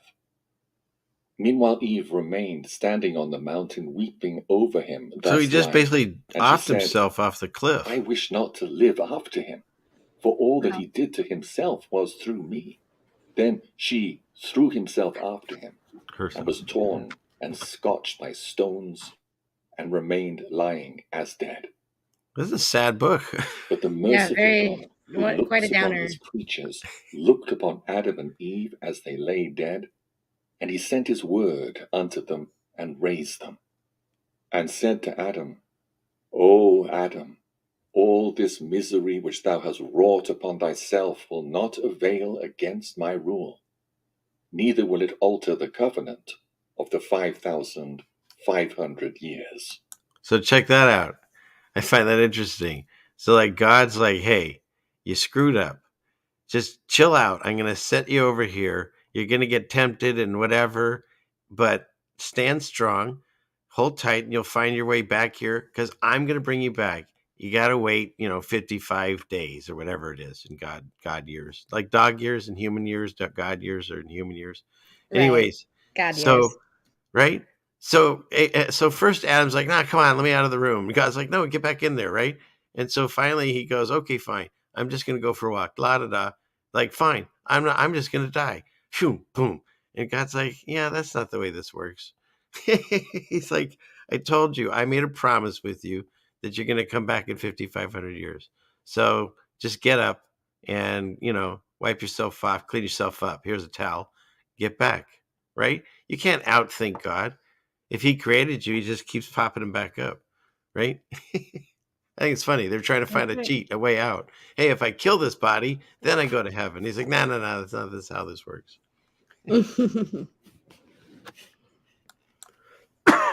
Chapter 22. Then Adam said to God, I wither in the heat. I am faint from walking, and am loath of this world, and I know not when thou wilt bring me out of it to rest. Then the Lord God said unto him, O Adam, it cannot be at present, not until thou hast ended thy days. Then shall I bring thee out of this wretched land. And Adam said to God, While I was in the garden, I knew neither heat, nor languor, neither moving about, nor trembling, nor fear. But now, since I came to this land, all this affliction has come upon me. Then God said to Adam, So long as thou wast keeping my commandment, my light and my grace rested on thee. But when thou didst transgress my commandment, sorrow and misery befell thee in this land. And Adam wept and said, O Lord, do not cut me off for this, neither smite me with heavy plagues, nor yet repay me according to my sin. For we of our own will did transgress thy commandment, and forsook thy law, and sought to become gods like unto thee, when Satan the enemy deceived us. Then God said again unto Adam, Because thou hast borne fear and trembling in this land, languor and suffering, treading and walking about, going upon this mountain and dying from it, I will take all this upon myself in order to save thee. So he's saying that because we're put in this whole system of fear and trembling and all the things that Adam is like just miserable about, he goes, again, I'm going to take it on too. I'm going to come down there. I'm going to experience it just like you. So, and the fact that Adam experienced this pain and suffering, and the fact that God himself experienced it in a form, however that works out in your head, we are also experiencing the same thing. And so again, I just see this. Whoops, shoot, I hit the wrong button again. Okay, I was trying to say hi. I just see this as a continuation of that journey. It's still going on. It's on. Whoops, wrong one. It's ongoing. It's we're doing the same thing. We have to go through these trials and tribulations and experience the same thing, um, just like they did. Anyways, and yeah, if we're close, if these numbers add up, I don't know how close we are because our calendars are messed up. You can find multiple different calendars saying we're in different times of the year. In fact, my friend Finn, if he's listening, he's an auditor. Hey, Rose, you'd appreciate this because since you and I were born and raised Jewish, on Christmas the only place to eat was the Chinese restaurants. It's not a joke; it was the truth. And so Finn said, "Well, if the Jewish calendar is 3,000 years and the 5,000 years." And the Chinese calendar is only 3,000 years. Was there 2,000 years that the Jews didn't have anything to eat on Christmas? That's fun. He also said that that's probably why they had to stay at the manger As you know, Chris was saying, you're trying to get a booking, you just show up. Come on, there was definitely no room. So those are both Finn jokes. Let's move on. So here we go. Are we good? Keep going. Yeah, let's keep going. Yeah. Okay. Chapter 23. Then Adam wept more and said, O God, have mercy on me, so far as to take upon thee that which I will do. But God took his word from Adam and Eve. Then Adam and Eve stood on their feet, and Adam said to Eve, Gird thyself, and I also will gird myself. And she girded herself, as Adam told her. Then Adam and Eve took stones, and placed them in the shape of an altar. And they took leaves from the trees outside the garden, with which they wiped from the face of the rock the blood they had spilled. But that which had dropped on the sand, they took together with the dust wherewith it was mingled, and offered it upon the altar as an offering unto God. Then Adam and Eve stood under the altar and wept, thus entreating God, Forgive us our trespass and our sin, and look upon us with thine eye of mercy. For when we were in the garden, our praises and our hymns went up before thee without ceasing. But when we came into this strange land, pure praise was no longer ours, nor righteous prayer, nor understanding hearts, nor sweet thoughts, nor just counsels, nor long discernment, nor upright feelings. Neither is our bright nature left us. Okay, so I found this part fascinating, Rose. So how about this? They're the first ones to do an offering, a sacrifice, um, and they built this little altar. They take the dust or the sand or whatever where their blood had shed, and they put that with it, and then the different things they put on it. And why are they doing it? Like I said, he's lamenting again about how he can no longer see angels or hear them, because apparently you could hear it all the time. You could hear God's voice or the angels and just feel that constant comfort all the time. And it's almost deafening, the silence for Adam. He's losing his mind. I mean, he jumped off the cliff. And so his idea is that if they burn something, because this always bothered me, I was reading these stories for the first time. Well, why the heck does God care if you burn something? Is he like, yes, ooh, I love that, you know? But Yeah, when, I've always wondered the same thing. So now you're going to enlighten yeah, me. yeah. So there's two things in again, everyone, this is in my ideas. I could be wrong, but here's the way I see it. By burning something, because he even just said there that they no longer have the light, right? So by burning something, you're getting what? You're getting heat and light from the fire. So that solves that issue that he's feeling. Number two, he can't connect or talk to God or the angels like he used to anymore. So in his idea, I believe is by saying his prayer and adding it to the smell, the smoke or whatever, going up to heaven, that's his way of making this connection by like saying, hey, I'm going to light a fire over here, God. I want you to look over right here and listen to me and take this prayer right to heaven, whoever he's talking to. It's a way of him kind of in his mind reconnecting to the place that he's not allowed to. He Yeah, can't I hear like anymore. And so then, hey, love, you get a chance, can I get some more coffee? And so then the other thing is the sacrifice of the animals, right? Well, the way I see it is this. It's not like God needed this sacrificed animal. A sacrifice to a person, it means they're taking something of value to them. It's very special. And they love God so much that they want to show him that I will give this up for you and I will get nothing from it. I'm doing it only out of a spiritual aspect. It's kind of like fasting. They say the reason some people fast, and you should look into it. I'm not giving medical advice. Look into intermittent fasting, different things, even if it's for a few hours or a half a day or a full day, whatever.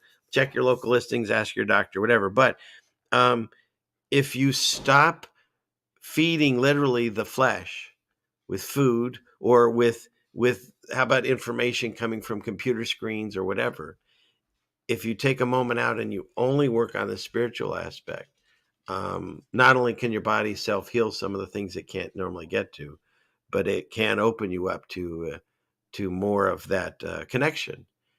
And so by taking, like, if you're a sheep herder and you take your prize sheep that you would either have gotten sheep from or meat or whatever they were doing with it, or your cow, and you take the best one, and instead of eating it or selling it or getting any benefit of it whatsoever, you literally just burn it up.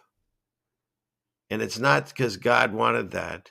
It's because it's your way of showing God, I love you this much, that these fleshy and these earthy things, they don't mean anything compared to my relationship with you. In fact, look, I just burned this one up for you, but not because you needed it, but because I wanted to show you my love. And so that's the way I see offerings. And here's the very first one. What are your thoughts? I think that makes perfect sense. Can I get some coffee? I don't know if she's on a delay. She might not have heard me the first time. Okay, here we go. She could be watching another show. No, I think she heard you. Yeah, I know. That's very true. Okay, so what do we got? Oh, and see, I just saw your private chat that you wrote. Be right back. See, didn't even see it. So that's I never left. I never left because you didn't acknowledge it. I warned you, I won't see it. You got to come on screen and do the finger wave. I'd see that. Okay. All right, here we go. Thank you all for listening. I love all that you're being here. And we've got people on Rockfin too and everything. And so I'm having fun. Let's keep going. But our body is changed from the similitude in which it was at first when we were created. Yet now look upon our blood, which is offered upon these stones, and accepted at our hands, like the praise we used to sing unto thee at first, when in the garden. And Adam began to make more requests unto God. Chapter 24. Then the merciful God, good and lover of men, looked upon Adam and Eve and upon their blood, which they had held up as an offering unto him, without an order from him for so doing. But he wondered at them, and accepted their offerings. See, God didn't And ask God for it. sent from his presence a bright fire that consumed their offering. He smelt the sweet savor of their offering, and showed them mercy. Then came the word of God to Adam, and said unto him, O Adam, as thou hast shed thy blood, so will I shed my own blood when I become flesh of thy seed. Another And Jesus as thou prophecy. didst die, O Adam, so also will I die. And as thou didst build an altar, so also will I make for thee an altar on the earth. And as thou didst offer thy blood upon it, so also will I offer my blood upon an altar on the earth. And as thou didst sue for forgiveness through that blood, so also will I make my blood forgiveness of sins, and blot out transgressions in it. And now behold, I have accepted thy offering, O Adam. But the days of the covenant wherein I have bound thee are not fulfilled. Isn't that great? So like Adam's like, okay, Eve, I got an idea. Let's do this offering. He won't let us, cheat and kill ourselves. So let's do an offering for God, and we'll do this and see if he likes it. And God's like, phew, okay, that's really cool that you love me that much. I appreciate that. Here, I'll send some fire down and show you I liked your offering. But you still got to go to your room for 5,500 years. It's like Adam keeps trying. God love him. He keeps trying to find a way out of this covenant. And he's like, you don't understand. This is new to you, but a covenant means it's going to be fulfilled. So cool your jets, but he doesn't listen. Funny. They are fulfilled. Then will I bring thee back into the garden. Now therefore, strengthen thy heart, and when sorrow comes upon thee, make me an offering, and I will be favorable to thee. So now he's like, okay, I like what you did. You want to keep doing that? Cool. If you need to really get my attention, do that. And then, and we can have these communications. That's the way I hear it. 25. But God knew that Adam had in his thoughts that he should often kill himself and make an offering to him of his blood. Therefore did he say unto him, O Adam, do not again kill thyself as thou didst, by throwing thyself down from that mountain. But Adam said unto God, It was in my mind to put an end to myself at once, for having transgressed thy commandments, and for my having come out of the beautiful garden, and for the bright light of which thou hast deprived me, and for the praises which poured forth from my mouth without ceasing, and for the light that covered me. Yet of thy goodness, O God, do not away with me altogether, but be favorable to me every time I die, and bring me to life. And thereby it will be made known that thou art a merciful God, who willest not that one should perish, who lovest not that one should fall, and who does not condemn anyone cruelly, badly, and by whole destruction. Then Adam remained silent. And the word of God came unto him, and blessed him, and comforted him, and covenanted with him, that he should save him at the end of the days determined upon him. This then was the first offering Adam made unto God, and so it became his custom to do. Chapter 26. So once again, so that's where we establish this whole thing of offerings and sacrifices and stuff. I find it quite fascinating because God. I'm sorry. I understand why they would do the smoke offerings. That sounds like a good idea. Mm-hmm. But why do they have to do blood offerings? Well, the very first one, according to this book, was after they had thrown themselves off the cliff, and so there was blood on the ground, and so that's why they did it. But after that, they're not cutting themselves and doing that. That's more a satanic thing. Like, look at all the witchcraft and all that. They're always doing a spell, and I even watched. I used to love that show, Supernatural, and every time they had to do one of those witchcraft occult spells or whatever, they would slice the middle of their palm open. I'm like, why? There's got to be a better spot you can do that. You got to use your hand all the time. Wouldn't that get infected? But anyways, no. So that's the only time they do that. Now, why they switch over to sacrificing animals? Well, I don't know if they get to that in Adam and Eve. Well, they do, because that's when Cain and Abel. So remember, Adam and Eve didn't have jobs until we got out of the garden, and then he's putting us to work, and we're gonna have to learn how to do stuff and be self-sufficient. So, hope that answered it. Did we? Yes? We good? Okay. All right. Okay. Here we go. What is it? This one. Then Adam took Eve, and they began to return to the cave of treasures where they dwelt. But when they neared it and saw it from afar, heavy sorrow fell upon Adam and Eve when they looked at it. Then Adam said to Eve, When we were on the mountain, we were comforted by the word of God that conversed with us, and the light that came from the east shone over us. But now the word of God is hidden from us, and the light that shone over us is so changed as to disappear, and let darkness and sorrow come upon us. And we are forced to enter this cave, which is like a prison, wherein darkness covers us, so that we're parted from each other, and thou canst not see me, neither can I see thee.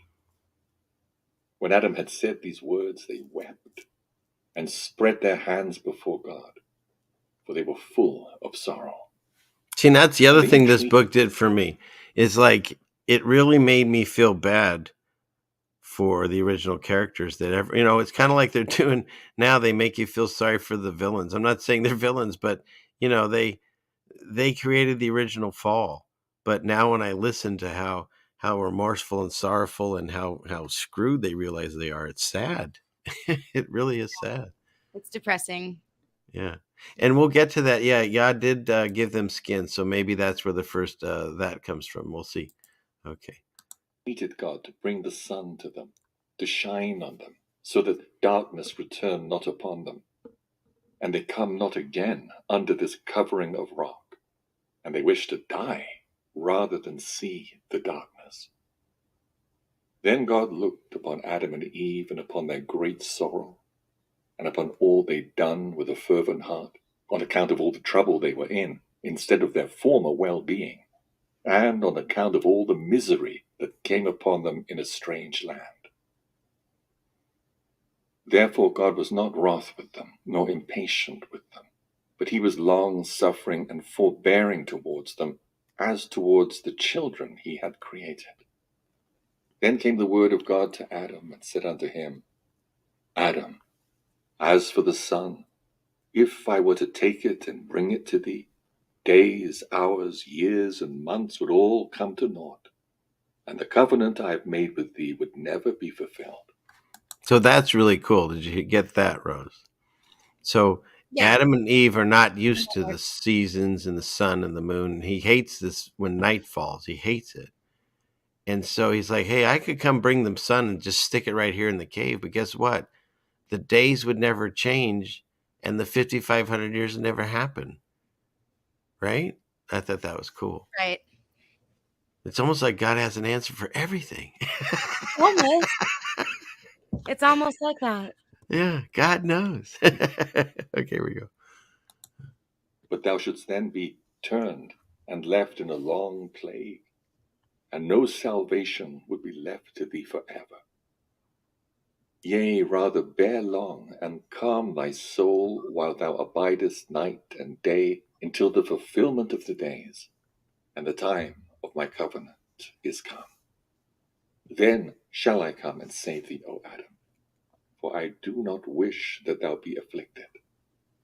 And when I look at all the good things in which thou didst live, and why thou camest out of them, then would I willingly show thee mercy. But I cannot alter the covenant that has gone out of my mouth, else would I have brought thee back into the garden.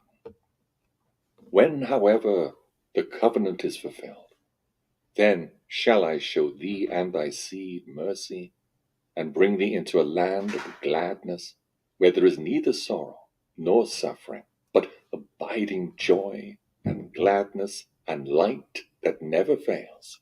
And hey, so question, Rose. Isn't that what he's saying there?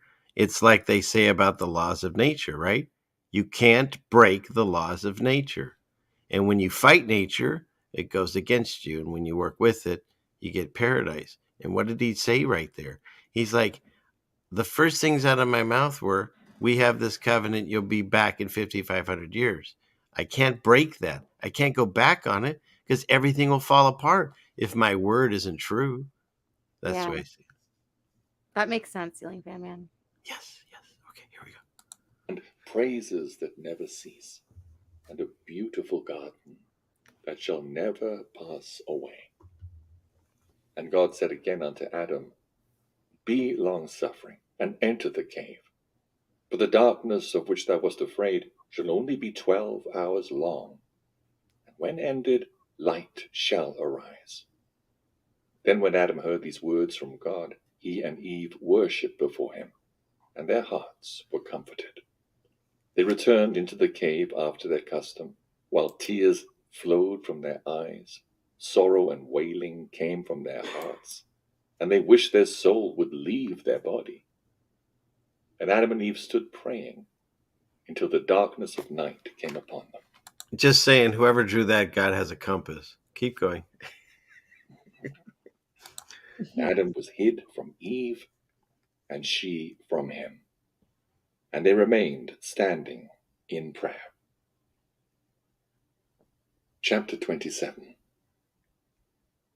When Satan, the hater of all good, saw how they continued in prayer, and how God communed with them and comforted them, and how he had accepted their offering, Satan made an apparition. He began with transforming his hosts. In his hands was a flashing fire, and they were in a great light. He then placed his throne near the mouth of the cave, because he could not enter into it by reason of their prayers. and he shed light into the cave, until the cave glistened over Adam and Eve, while his hosts began to sing praises. Okay, so right there, Satan comes on one of the very first times that he's going to try to trick them. Because think about this. He knows now, because if following along with the books in the Bible, um, God has not promised this world to Satan. He's allowed to mess with us and run it for a while so we can go through this and learn how to get out on our own. But in the meantime, Satan knows that his plans get foiled and God's people inherit the earth, the meek, the children of God.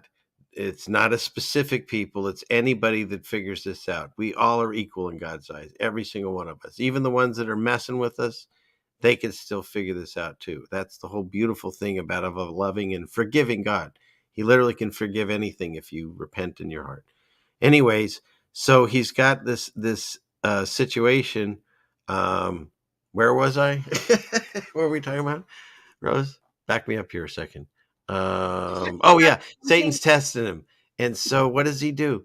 The first thing they're doing is they're staying in prayer, and that's a tough thing, even for myself. As much as I, whatever this is, preach on here, I forget the most powerful thing that we have in our arsenal is prayer. They try to shame us and make us think it's silly to say that and all that, but it really means something. If you are praying from in your heart, that's what we have. And so Adam and Eve, they just start praying after they've gotten this acceptance from God on their offering. And so what does Satan do? He shows up as what? He's making himself look like an angel of light, a beautiful creature, because Adam's been shown how hideous Satan looks now. So now he's masquerading himself. And when he says the hosts, those are the ones, the fallen angels. Those are his hosts. So they've all been here to mess with us since the very first moment we fell out. We fell out of the garden and we landed into Satan's world. And so that's where we're at still. And that's what's happening. This is the first deception, I believe, is going on. So Satan did this in order that when Adam saw the light, he should think within himself that it was a heavenly light, and that Satan's hosts were angels, and that God had sent them to watch at the cave, and to give him light in the darkness. So that when Adam came out of the cave and saw them, and Adam and Eve bowed to Satan, then he would overcome Adam thereby, and a second time humble him before God. When therefore Adam and Eve saw the light, fancying it was real, they strengthened their hearts. Yet as they were trembling, Adam said to Eve, "Look at that great light, and at those many songs of praise, and at that host standing outside that do not come into us, do not tell us what they say, or whence they come, or what is the meaning of this light, what those praises are, wherefore they have been sent hither, and why they do not come in. If they were from God, they would come to us in the cave and would tell us their errand." Then Adam stood up and prayed. So isn't that interesting? Their prayers are keeping Satan from being able to enter into the cave.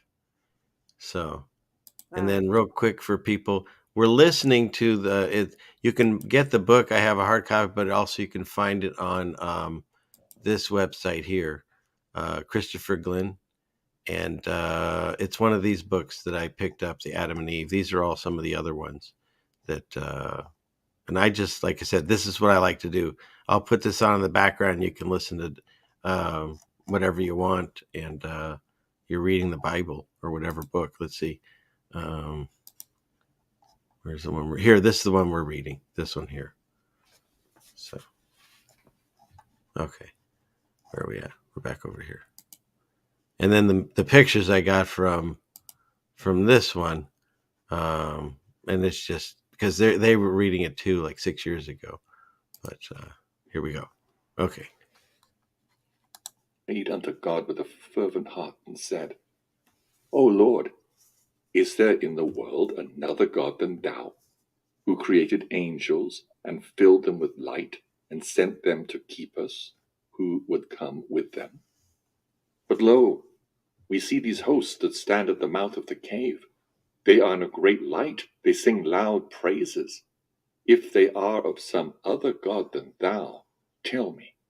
And if they're sent by thee, inform me of the reason for which thou hast sent them. No sooner had Adam said this, than an angel from God appeared unto him in the cave, who said unto him, O Adam, fear not. This is Satan and his hosts. He wishes to deceive you as he deceived you at first. For the first time he was hidden in the serpent, but this time he has come to you in the similitude of an angel of light, in order that when you worshipped him, he might enthrall you in the very presence of God. Then the angel went from Adam and seized Satan at the opening of the cave, and stripped him of the fate he had assumed, and brought him in his own hideous form to Adam and Eve, who were afraid of him when they saw him. And the angel said to Adam, This hideous form has been his ever since God made him fall from heaven. He could not have come near you in it. Therefore did he transform himself into an angel of light. Then the angel drove away Satan and his hosts from Adam and Eve, and said unto them, Fear not. God, who created you, will strengthen you. And the angel went from them. But Adam and Eve remained standing in the cave. No consolation came to them. They were divided in their thoughts. And when it was morning, they prayed, and then went out to seek the garden. For their hearts were towards it, and they could get no consolation for having left it. So here you go again. After everything they've already gone through and throwing themselves off a cliff, and God's saying, no, it doesn't work that way. I thought that was interesting. I don't know if you saw, Rose, Jen made a comment that just in like Revelation says, Revelations, there's a part in it where it says men will seek to die and death won't come to them. Something like that. I don't get them right all the time. But that literally what was happening. And so even after that, and even after Satan came as as this beautiful angel of light, and God's, no, look at him. And he's still, the next day, what do? They're going to go look for the garden again. He just told them, don't, and they keep doing it, right? That's how amazing this place is. He knows he's trying his best not to transgress against God. He's like, well, God said we can kind of hang out around the place, so let's go this way. Maybe we'll find it. Like thinking God doesn't know he's doing that. It's kind of funny. Chapter 28.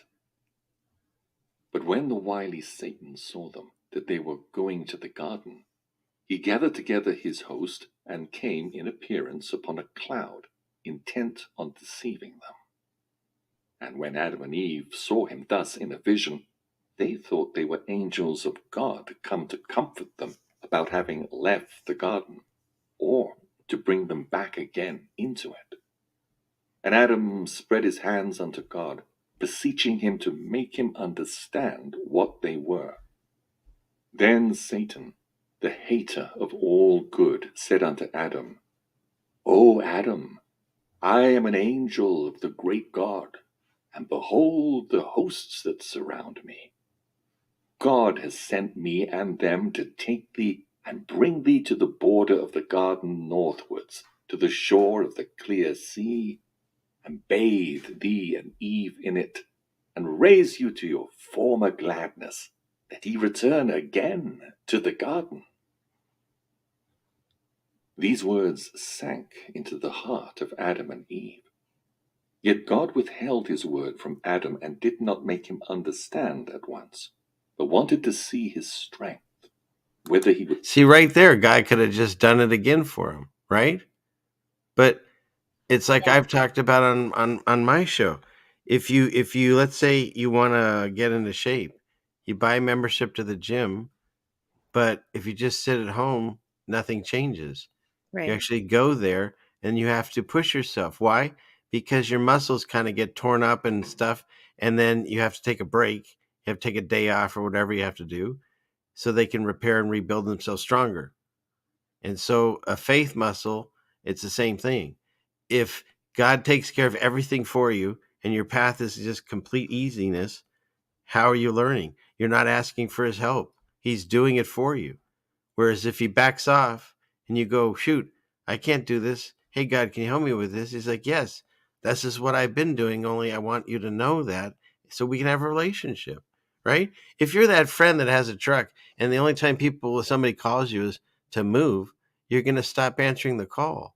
But if he wants to hang out and, watch a movie or I don't know, this is in my head, I'm making up the story. But you know what I'm saying? It's like, if the only time that you even ask to talk to God, it's like in between, football and whatever, then that's not a relationship.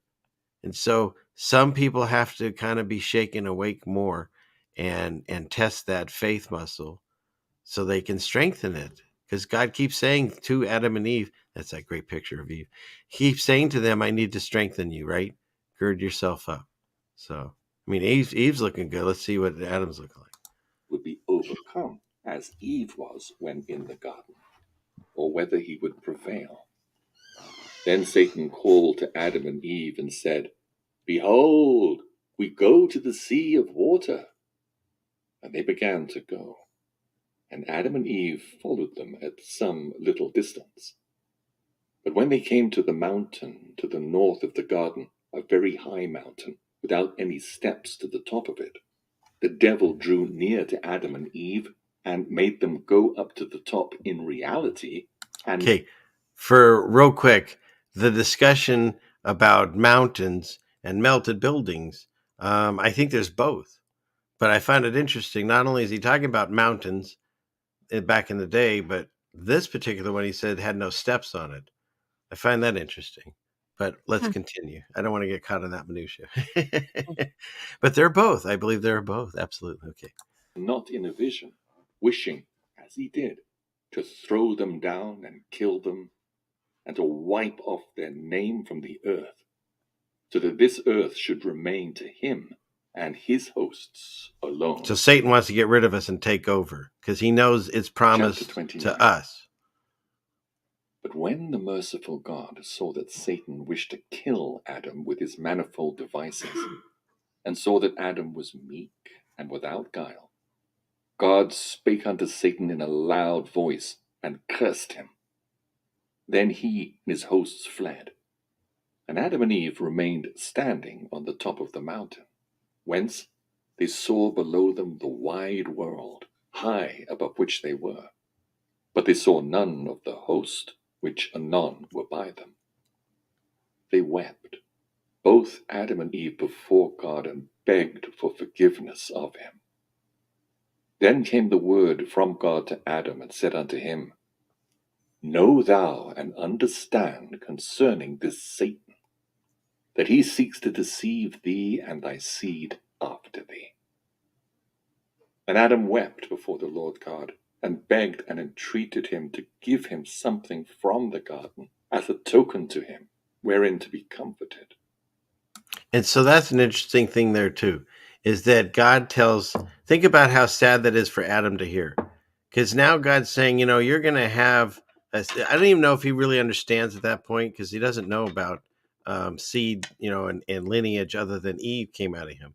But he's telling this gentleman at this point that not only are you going to have to deal with Satan and him tempting you and trying to destroy you every day of your life, so will your children. That's got to be this. Like Adam's going through some crushing moments. You know what I mean? Yeah, for sure. It's very depressing. I know. It gets better. Okay, good.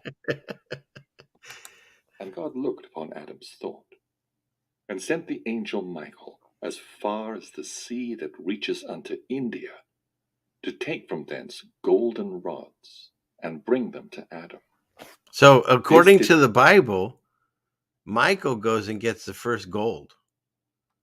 According to mainstream news, it came from outer space. Those are your two options. There's no other option. What? Yeah. Look into the history of gold. They think it came from like something smashing into us, and I don't know, before, after the Big Bang, whatever. They have no idea.